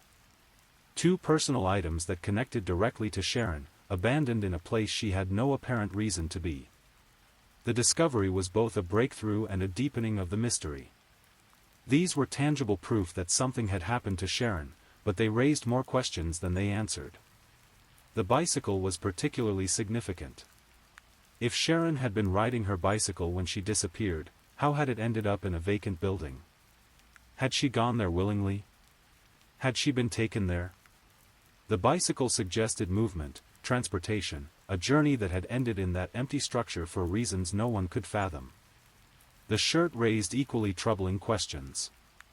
If Sharon had been wearing it when she vanished, how had it become separated from her? Who had placed these items in the building, and why? Were they hidden there intentionally, or had they been abandoned in haste? The vacant building suddenly felt less like a forgotten relic and more like a crime scene. Chief Blue announced that the discovery of Sharon's belongings had generated several new leads in the investigation. After months of dead ends and cold trails, there was renewed hope that Sharon might be found, that answers might finally emerge from the fog of uncertainty that had surrounded her disappearance. But even as investigators pursued these new leads, Sharon's family was dealing with another disturbing development. They had begun receiving messages, anonymous communications that claimed to know Sharon's fate. According to Sharon's aunt, Rosie Brown, the messages were explicit and alarming. A lot of the messages say she is dead, she's been killed, she's been thrown in the river, Rosie told reporters. But the recent one we have gotten says she dead and been buried. These messages represented a cruel twist in an already heartbreaking situation. Were they the work of someone with actual knowledge of what had happened to Sharon? Or were they the product of cruel minds seeking to torment a grieving family? The messages seemed to suggest that someone knew Sharon was dead, but there was no way to verify their authenticity or trace their source. The reference to Sharon being thrown in the river was particularly chilling given Donaldsonville's location along the Chattahoochee River.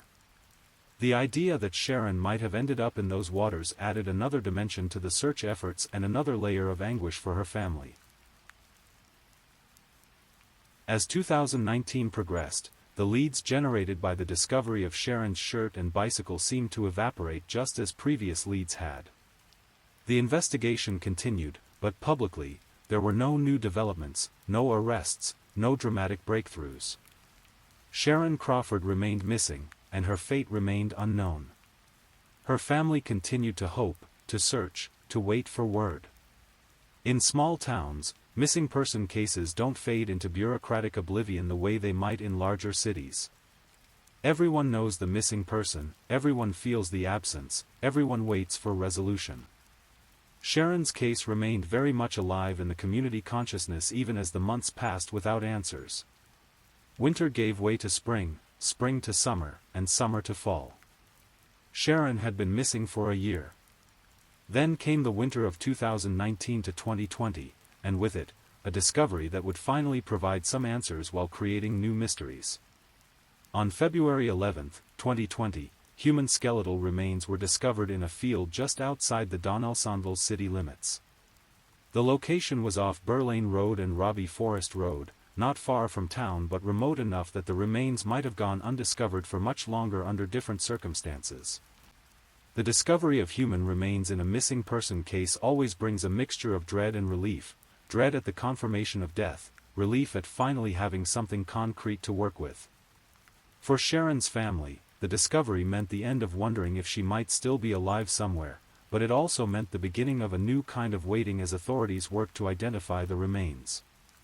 The identification process can be lengthy, especially when dealing with skeletal remains that have been exposed to the elements for an extended period.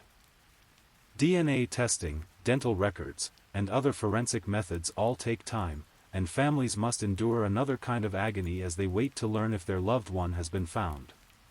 For Sharon Crawford's family, that wait lasted until September 2020. Nearly 2 years after Sharon had vanished, and 7 months after the remains were discovered, authorities finally confirmed what everyone had feared: the skeletal remains found in that field belonged to Sharon Michelle Crawford. Chief Blue's announcement to the media included a detail that added a sinister element to what was already a tragic case. The remains of Sharon Crawford has been found dismembered in a field just out of city limits off Burr Lane Road, he stated. The word dismembered carried implications that went far beyond a natural death or even an accidental one. When human remains are found dismembered, it typically suggests one of several possibilities. Sometimes it's the result of animal activity. Scavengers can scatter and separate bones over time. Sometimes it's due to environmental factors, weather patterns, or the simple passage of time. But sometimes, dismemberment is intentional, the result of human action designed to conceal evidence or make identification more difficult. Chief Blue also mentioned that they were still waiting for autopsy results to determine the exact cause and manner of Sharon's death.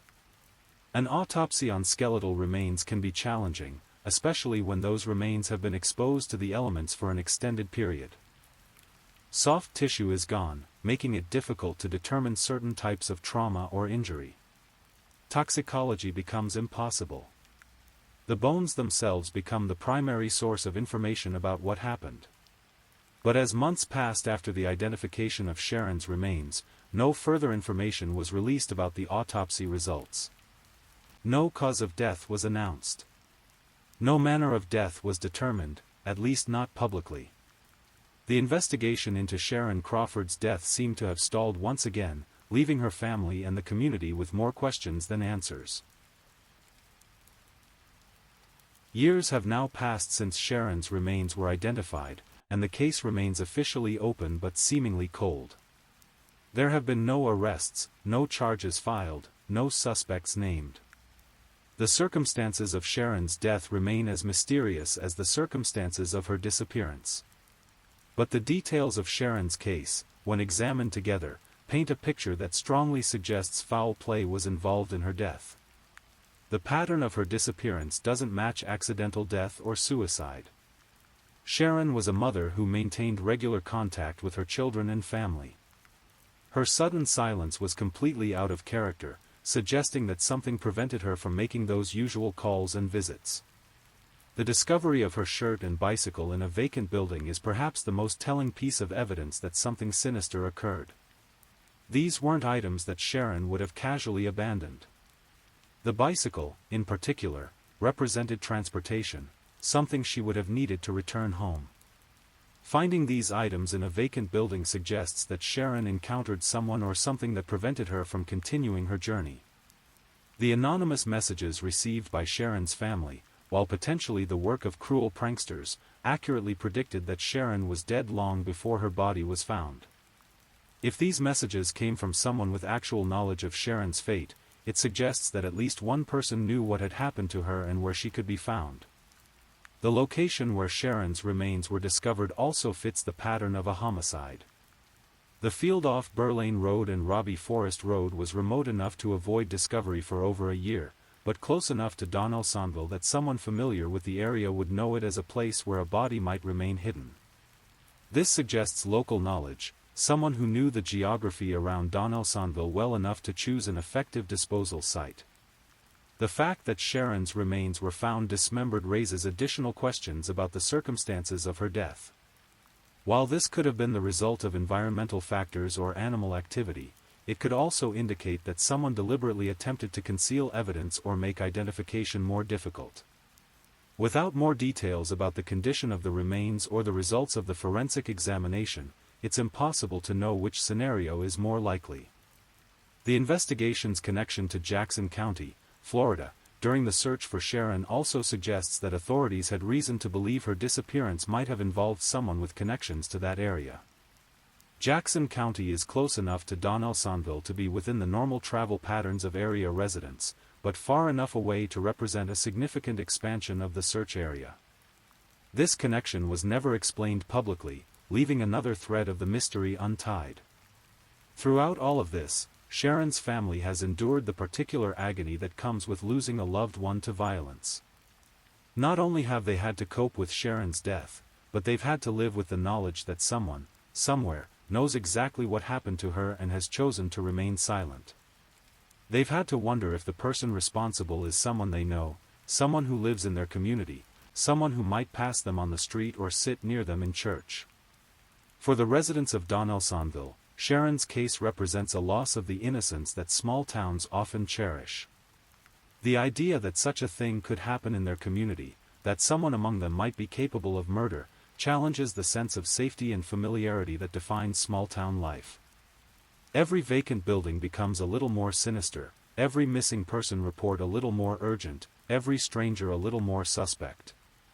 The case also highlights the challenges that small police departments face when investigating complex crimes. Donelsonville's police department, like many rural law enforcement agencies, may not have extensive experience with homicide investigations or access to the kind of resources that larger departments take for granted.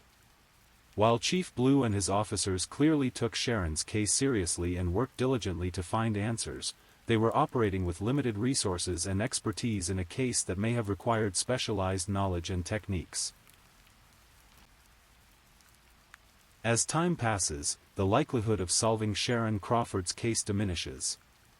Witnesses' memories fade, evidence degrades, and people with knowledge of what happened may feel increasingly comfortable with their silence. Cold cases can be solved years or even decades later, but it typically requires new evidence, new witnesses, or advances in forensic technology that weren't available at the time of the original investigation.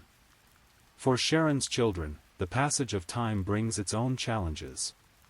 They must navigate major life events, graduations, weddings, the birth of their own children, without their mother's presence and without answers about why she was taken from them.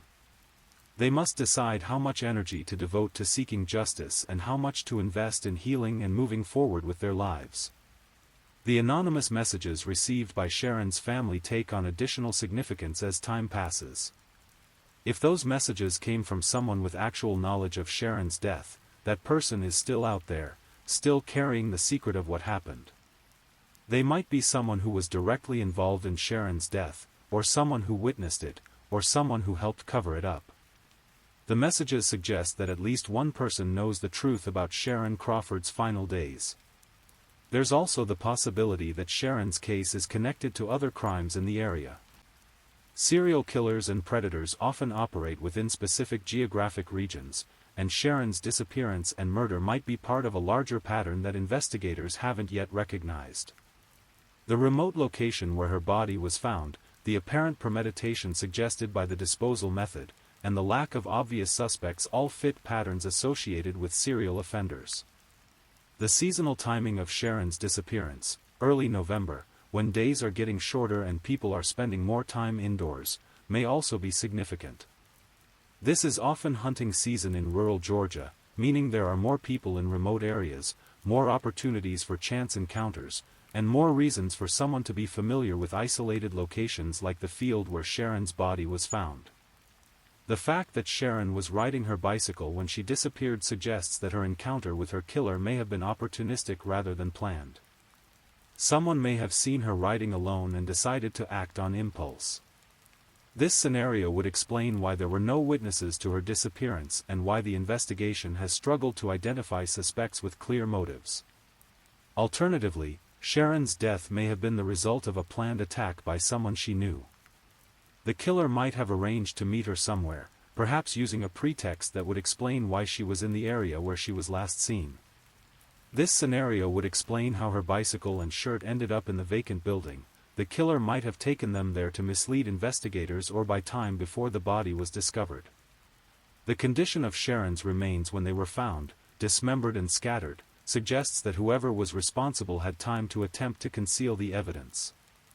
This points to someone with local knowledge who felt confident enough about avoiding detection to spend time at the disposal site.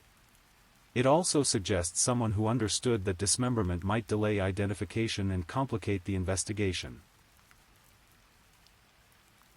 As we reflect on Sharon Crawford's case, we're reminded of how many questions remain unanswered and how many families across the country are dealing with similar uncertainties. Sharon was not just a statistic or a case file, she was a mother, a daughter, a sister, a friend. She had hopes and dreams, fears and frustrations, daily routines and special occasions.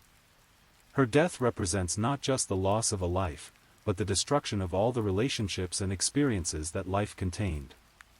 The people who loved Sharon continue to carry her memory, but they also carry the burden of not knowing what happened to her or who was responsible.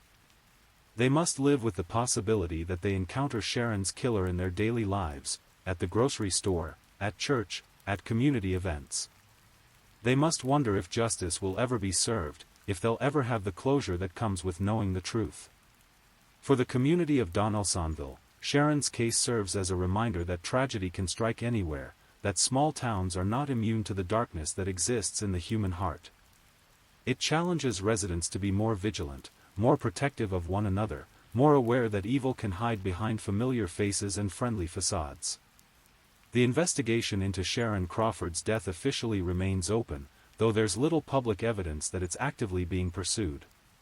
Cold case investigators sometimes revisit old files with fresh eyes and new techniques, and advances in DNA technology occasionally provide new leads in cases that have been dormant for years. There's always the possibility that someone with knowledge of Sharon's death will eventually come forward, driven by guilt or conscience or changing circumstances. But as each year passes without resolution, the likelihood of answers diminishes. The people who might have information get older, move away, or die. Evidence degrades or gets lost. The urgency that drives initial investigations gives way to the practical realities of limited resources and newer cases demanding attention. Sharon Crawford deserved better than this. She deserved to see her children grow up, to meet her grandchildren, to grow old surrounded by the people who loved her. She deserved to die peacefully in her own time, not violently at the hands of someone who decided they had the right to end her life. She deserved justice, accountability, answers for the people she left behind. Her case reminds us that every missing person report represents a family in crisis, a community in pain, and a life that matters. Behind every cold case file is a story like Sharon's, a story of loss, of questions without answers, of families learning to live with uncertainty and grief. Tonight, as you drift off to sleep, perhaps you'll spare a thought for Sharon Crawford and the thousands of other victims whose cases remain unsolved. Maybe you'll remember that behind every true crime story is a real person whose life had value, whose death deserves justice, and whose memory deserves to be honored. Sharon Michelle Crawford disappeared on November 8, 2018, and her remains were found on February 11, 2020. She was 43 years old, a mother of 4, and her case remains unsolved. Somewhere, someone knows what happened to Sharon Crawford. Somewhere, someone knows the truth. And perhaps someday, that truth will finally come to light. Until then, Sharon's story serves as a reminder of the fragility of life, the importance of justice, and the enduring power of hope in the face of unanswered questions. Her name deserves to be remembered, her case deserves attention, and her family deserves answers. Please, if you're still awake, let's move on to our last story. Story 5. In the summer of 2021, in the quiet suburb of Warrensville Heights, Ohio, a young woman named Audriana Barnes was preparing to change her life forever. At just 19 years old, she carried dreams that stretched far beyond the familiar streets of her neighborhood. She wanted to serve her country, to join the United States Army, and to build a future that would make her family proud. Audriana had the kind of spirit that drew people in. Her mother, Acua Avegnon, often spoke of her daughter's determination, her infectious laugh, and her unwavering commitment to family. No matter where life took her, Audriana always made sure to check in, to let her loved ones know she was safe.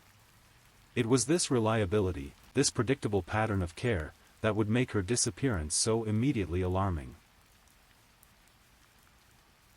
July 30, 2021 began like many others for Audriana. The sun rose over Cleveland with the promise of another warm summer day, and she had important business to attend to. She had an appointment with Army recruiters, a meeting that represented everything she was working toward. This wasn't just a casual inquiry. Audriana was serious about enlisting, serious about the commitment she was about to make to serve her country.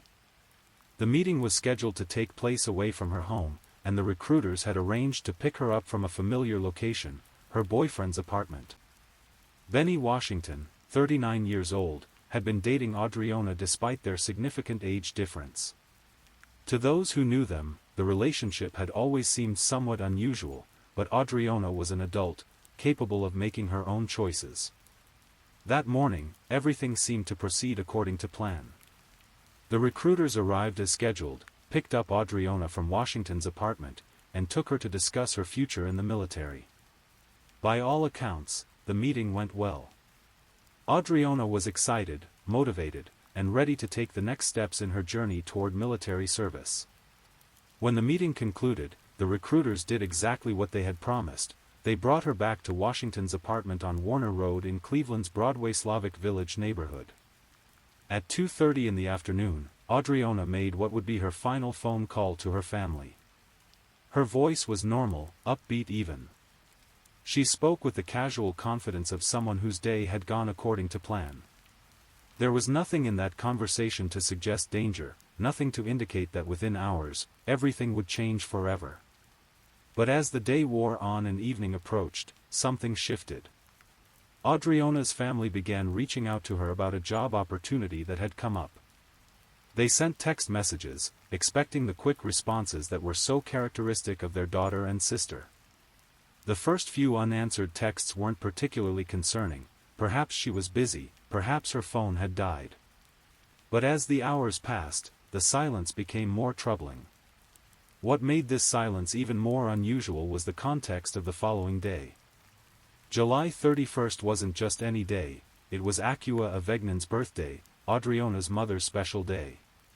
Despite the unanswered messages about the job, Audriana had managed to send one final text. She confirmed that she would be home the following day for her mother's birthday celebration. This message was so typical of Audriana's character, her deep love for her family, her commitment to being present for important moments. Her mother knew her daughter well. As Acua would later explain to investigators and reporters, no matter where Audriana was, no matter what she was doing, when midnight struck on her mother's birthday, she would call. It was a tradition, a sacred ritual between mother and daughter. Even if they weren't home, even if Audriana was at work or out with friends, that birthday call always came. But midnight came and went on July 31, 2021, and the phone remained silent. The family's concern escalated quickly from worry to genuine alarm. This wasn't like Audriana. This broke every pattern of behavior they had come to expect from her. By the end of July, just days after she had vanished, Audriana Barnes was officially reported missing to the Warrensville Heights Police Department. The initial investigation began as most missing person cases do, with interviews, with retracing the last known movements, with trying to piece together a timeline. Detectives spoke with the Army recruiters, who confirmed that they had indeed met with Audriana and returned her to her boyfriend's apartment. They spoke with family members, friends, anyone who might have insight into where she could have gone. The focus naturally turned to Benny Washington, the last person known to have seen Audriana alive. Washington, who was 20 years older than his teenage girlfriend, spoke with police about the events of July 30th. According to his account, everything had been normal when the recruiters dropped Audriana off. She had come back to the apartment, they had spent time together, and then she had left. Where she went after leaving his apartment, he claimed not to know. The investigation that followed was exhaustive but ultimately frustrating. Warrensville Heights is not a large community, and Audriana wasn't the type of person to simply vanish without a word. Detectives followed every lead, checked every possible location, spoke with every potential witness. They distributed flyers, organized search parties, and used social media to spread awareness of Audriana's disappearance. As summer turned to fall, and fall turned to winter, the case grew cold. The active daily search efforts gave way to periodic reviews, to checking in with family members, to hoping that new information might surface. Audriana's mother never gave up hope, never stopped believing that her daughter would come home, but as the months passed, the reality of the situation became increasingly grim. The winter of 2021 was particularly harsh in Ohio. Snow fell early and often, blanketing the neighborhoods of Cleveland in white. The cold was bitter and persistent, the kind of cold that makes you want to stay indoors, that makes you grateful for warmth and shelter. It was during this cold winter that Audriona's body lay hidden, waiting to be discovered. March 17, 2022 started as a routine day for a maintenance worker who had been hired to clean an apartment in the 4300 block of Warner Road. The apartment had been recently vacated, the previous tenant had been evicted, and the unit needed to be prepared for new occupants.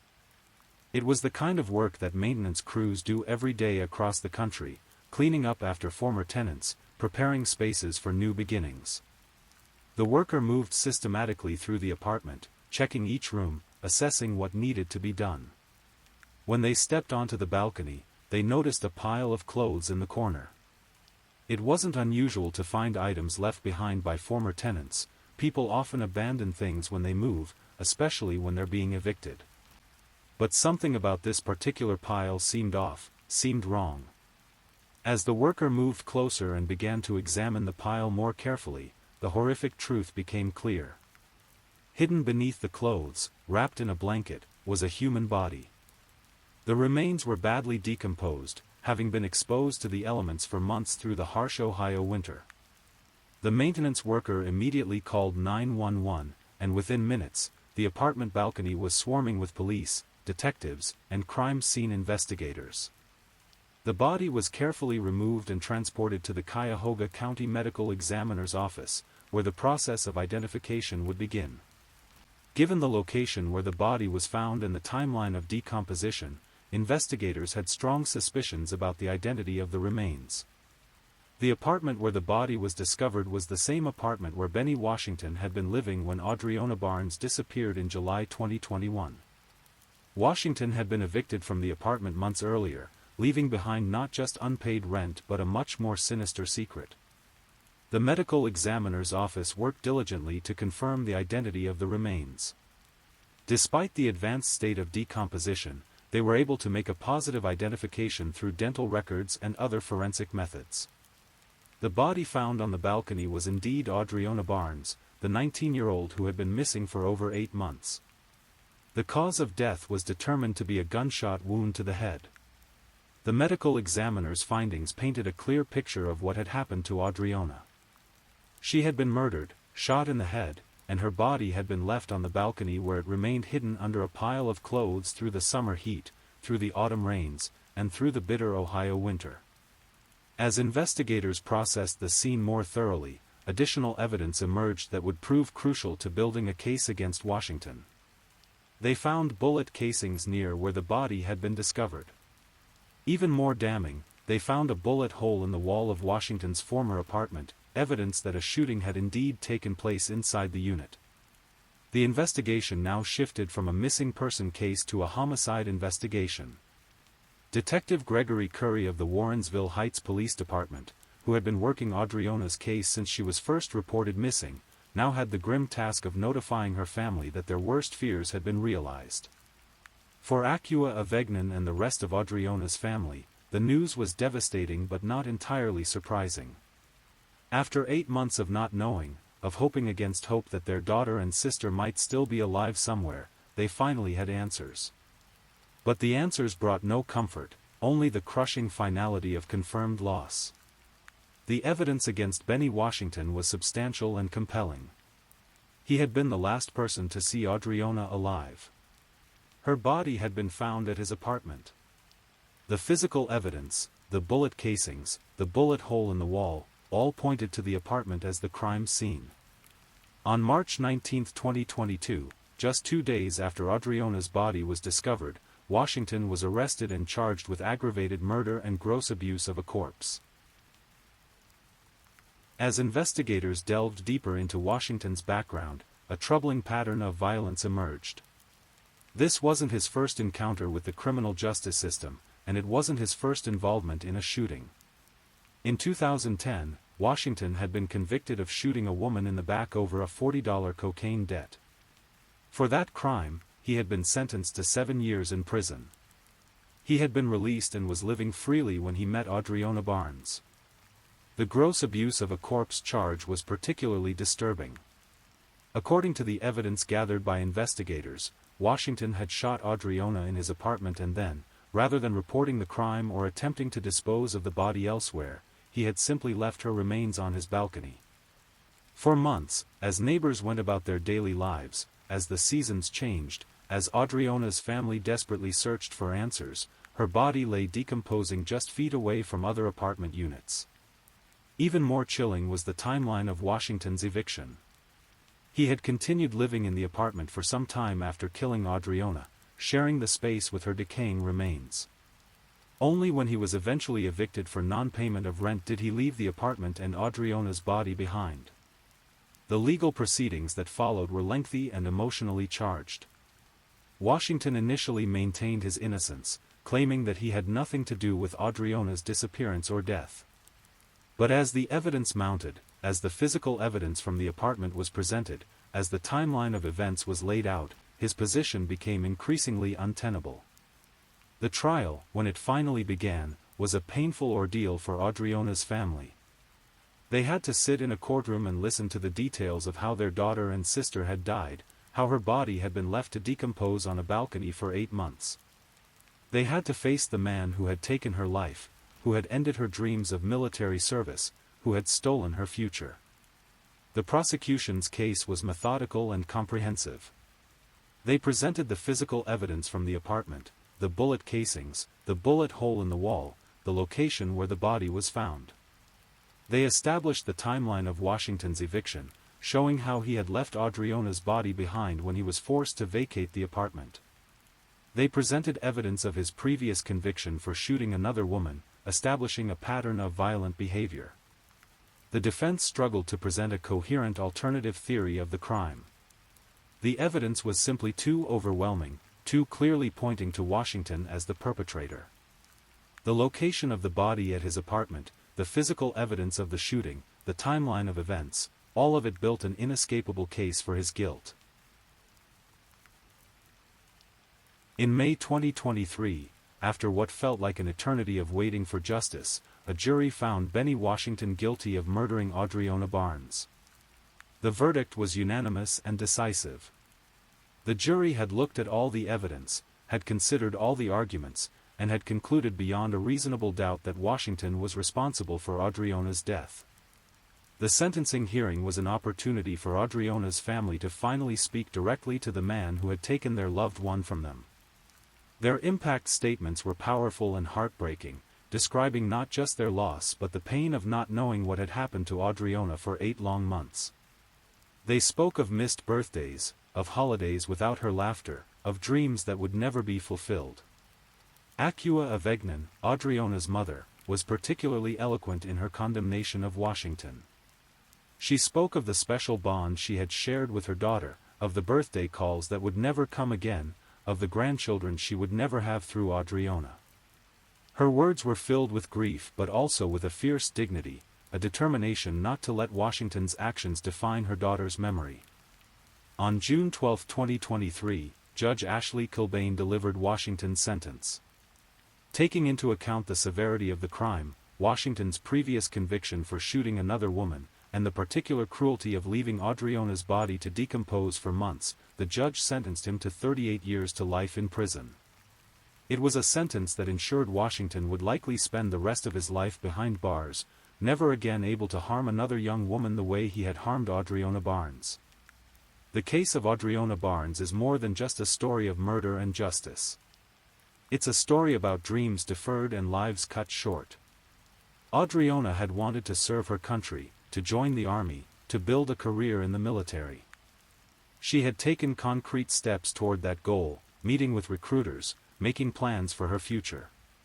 Her death represents not just the loss of an individual life but the loss of all the contributions she might have made, all the lives she might have touched through her service. It's also a story about the importance of family, about the bonds that connect us to our loved ones.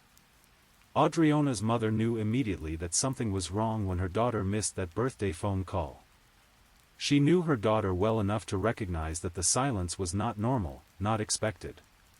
That maternal intuition, that deep knowledge of a child's patterns and behaviors, was what led to Audriana being reported missing so quickly. The case also highlights the particular vulnerability of young women in relationships with significantly older men. The 20-year age gap between Audriana and Washington represented a substantial imbalance in life experience, in financial resources, in social power.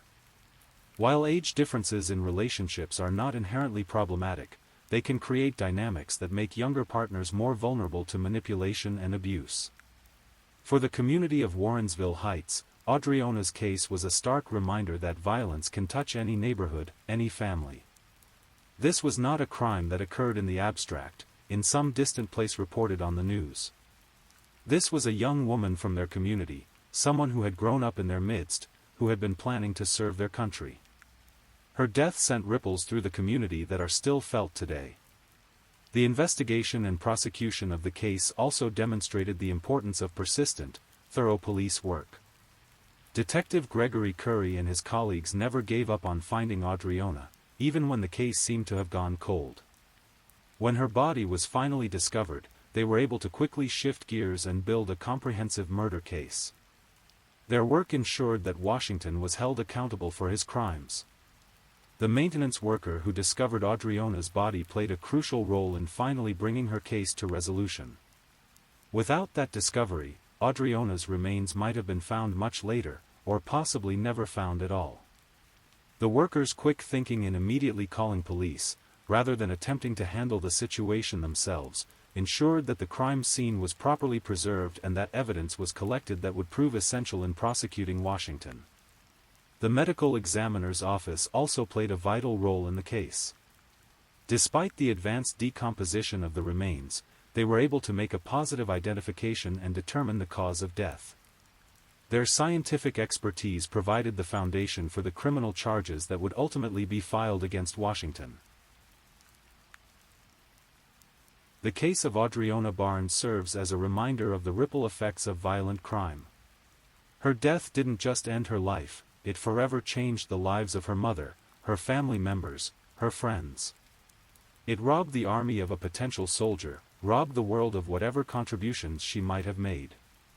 It created trauma that extended far beyond the immediate victim to encompass everyone who knew and loved her. But Audriana's case also demonstrates that justice, while sometimes delayed, can still be achieved. Despite the months that passed between her disappearance and the discovery of her body, despite the challenges of prosecuting a case involving badly decomposed remains, the criminal justice system ultimately held her killer accountable. Washington was convicted, sentenced, and will likely spend the rest of his life in prison for his crimes. Today, as we remember Audriana Barnes, we remember not just the tragic circumstances of her death but the dreams she carried with her. We remember a young woman who wanted to serve her country, who loved her family deeply, who had plans for her future. We remember a daughter who never missed her mother's birthday calls, a sister who stayed in touch, a person whose absence was immediately felt by those who knew her. Her case reminds us to pay attention to the people in our lives, to notice when someone's behavior changes, to take concerns seriously when loved ones express them. It reminds us that behind every missing person report is a family desperate for answers, a community hoping for a safe return. Most importantly, it reminds us that every life has value, that every dream matters, that every person deserves to live free from violence and fear. Audriana Barnes was more than a victim, she was a young woman with hopes and plans and people who loved her. Her memory deserves to be honored not just through the conviction of her killer but through our commitment to preventing such tragedies from happening to others. As we close this story, we honor not just Audriana's memory but the memory of all those whose lives have been cut short by violence. We remember their dreams, their families, their potential contributions to the world. And we commit to working toward a world where young people can pursue their dreams without fear, where they can meet with military recruiters and return home safely, where mothers never have to wonder why their daughters didn't call on their birthdays. The case of Audriana Barnes is closed, justice has been served, but her memory lives on. In the hearts of those who loved her, in the community that mourned her loss, in the commitment of law enforcement to never give up on finding answers for families in pain. Her story is one of tragedy, but also of love, of persistence, of the ultimate triumph of justice over violence. And so we remember Audriana Barnes, not just as a victim of a terrible crime, but as a young woman who dreamed of serving her country, who loved her family, who deserved so much more than the fate that befell her. Her life, though cut short, mattered. Her dreams, though unfulfilled, were valid and important. Her memory, preserved in the hearts of those who knew her and in the records of justice served, will endure. Rest in peace, Audriana Barnes. Your dreams of service may have been cut short, but your memory serves as a reminder of the preciousness of life and the importance of justice for all. Thank you for listening to tonight's true crime story. Rest peacefully, knowing that another story awaits you next time, ready to accompany you on another journey toward restorative sleep. But if you're still awake, don't forget to like and subscribe so you don't miss our next true crime stories. And until next time, stay safe and take care. Good night.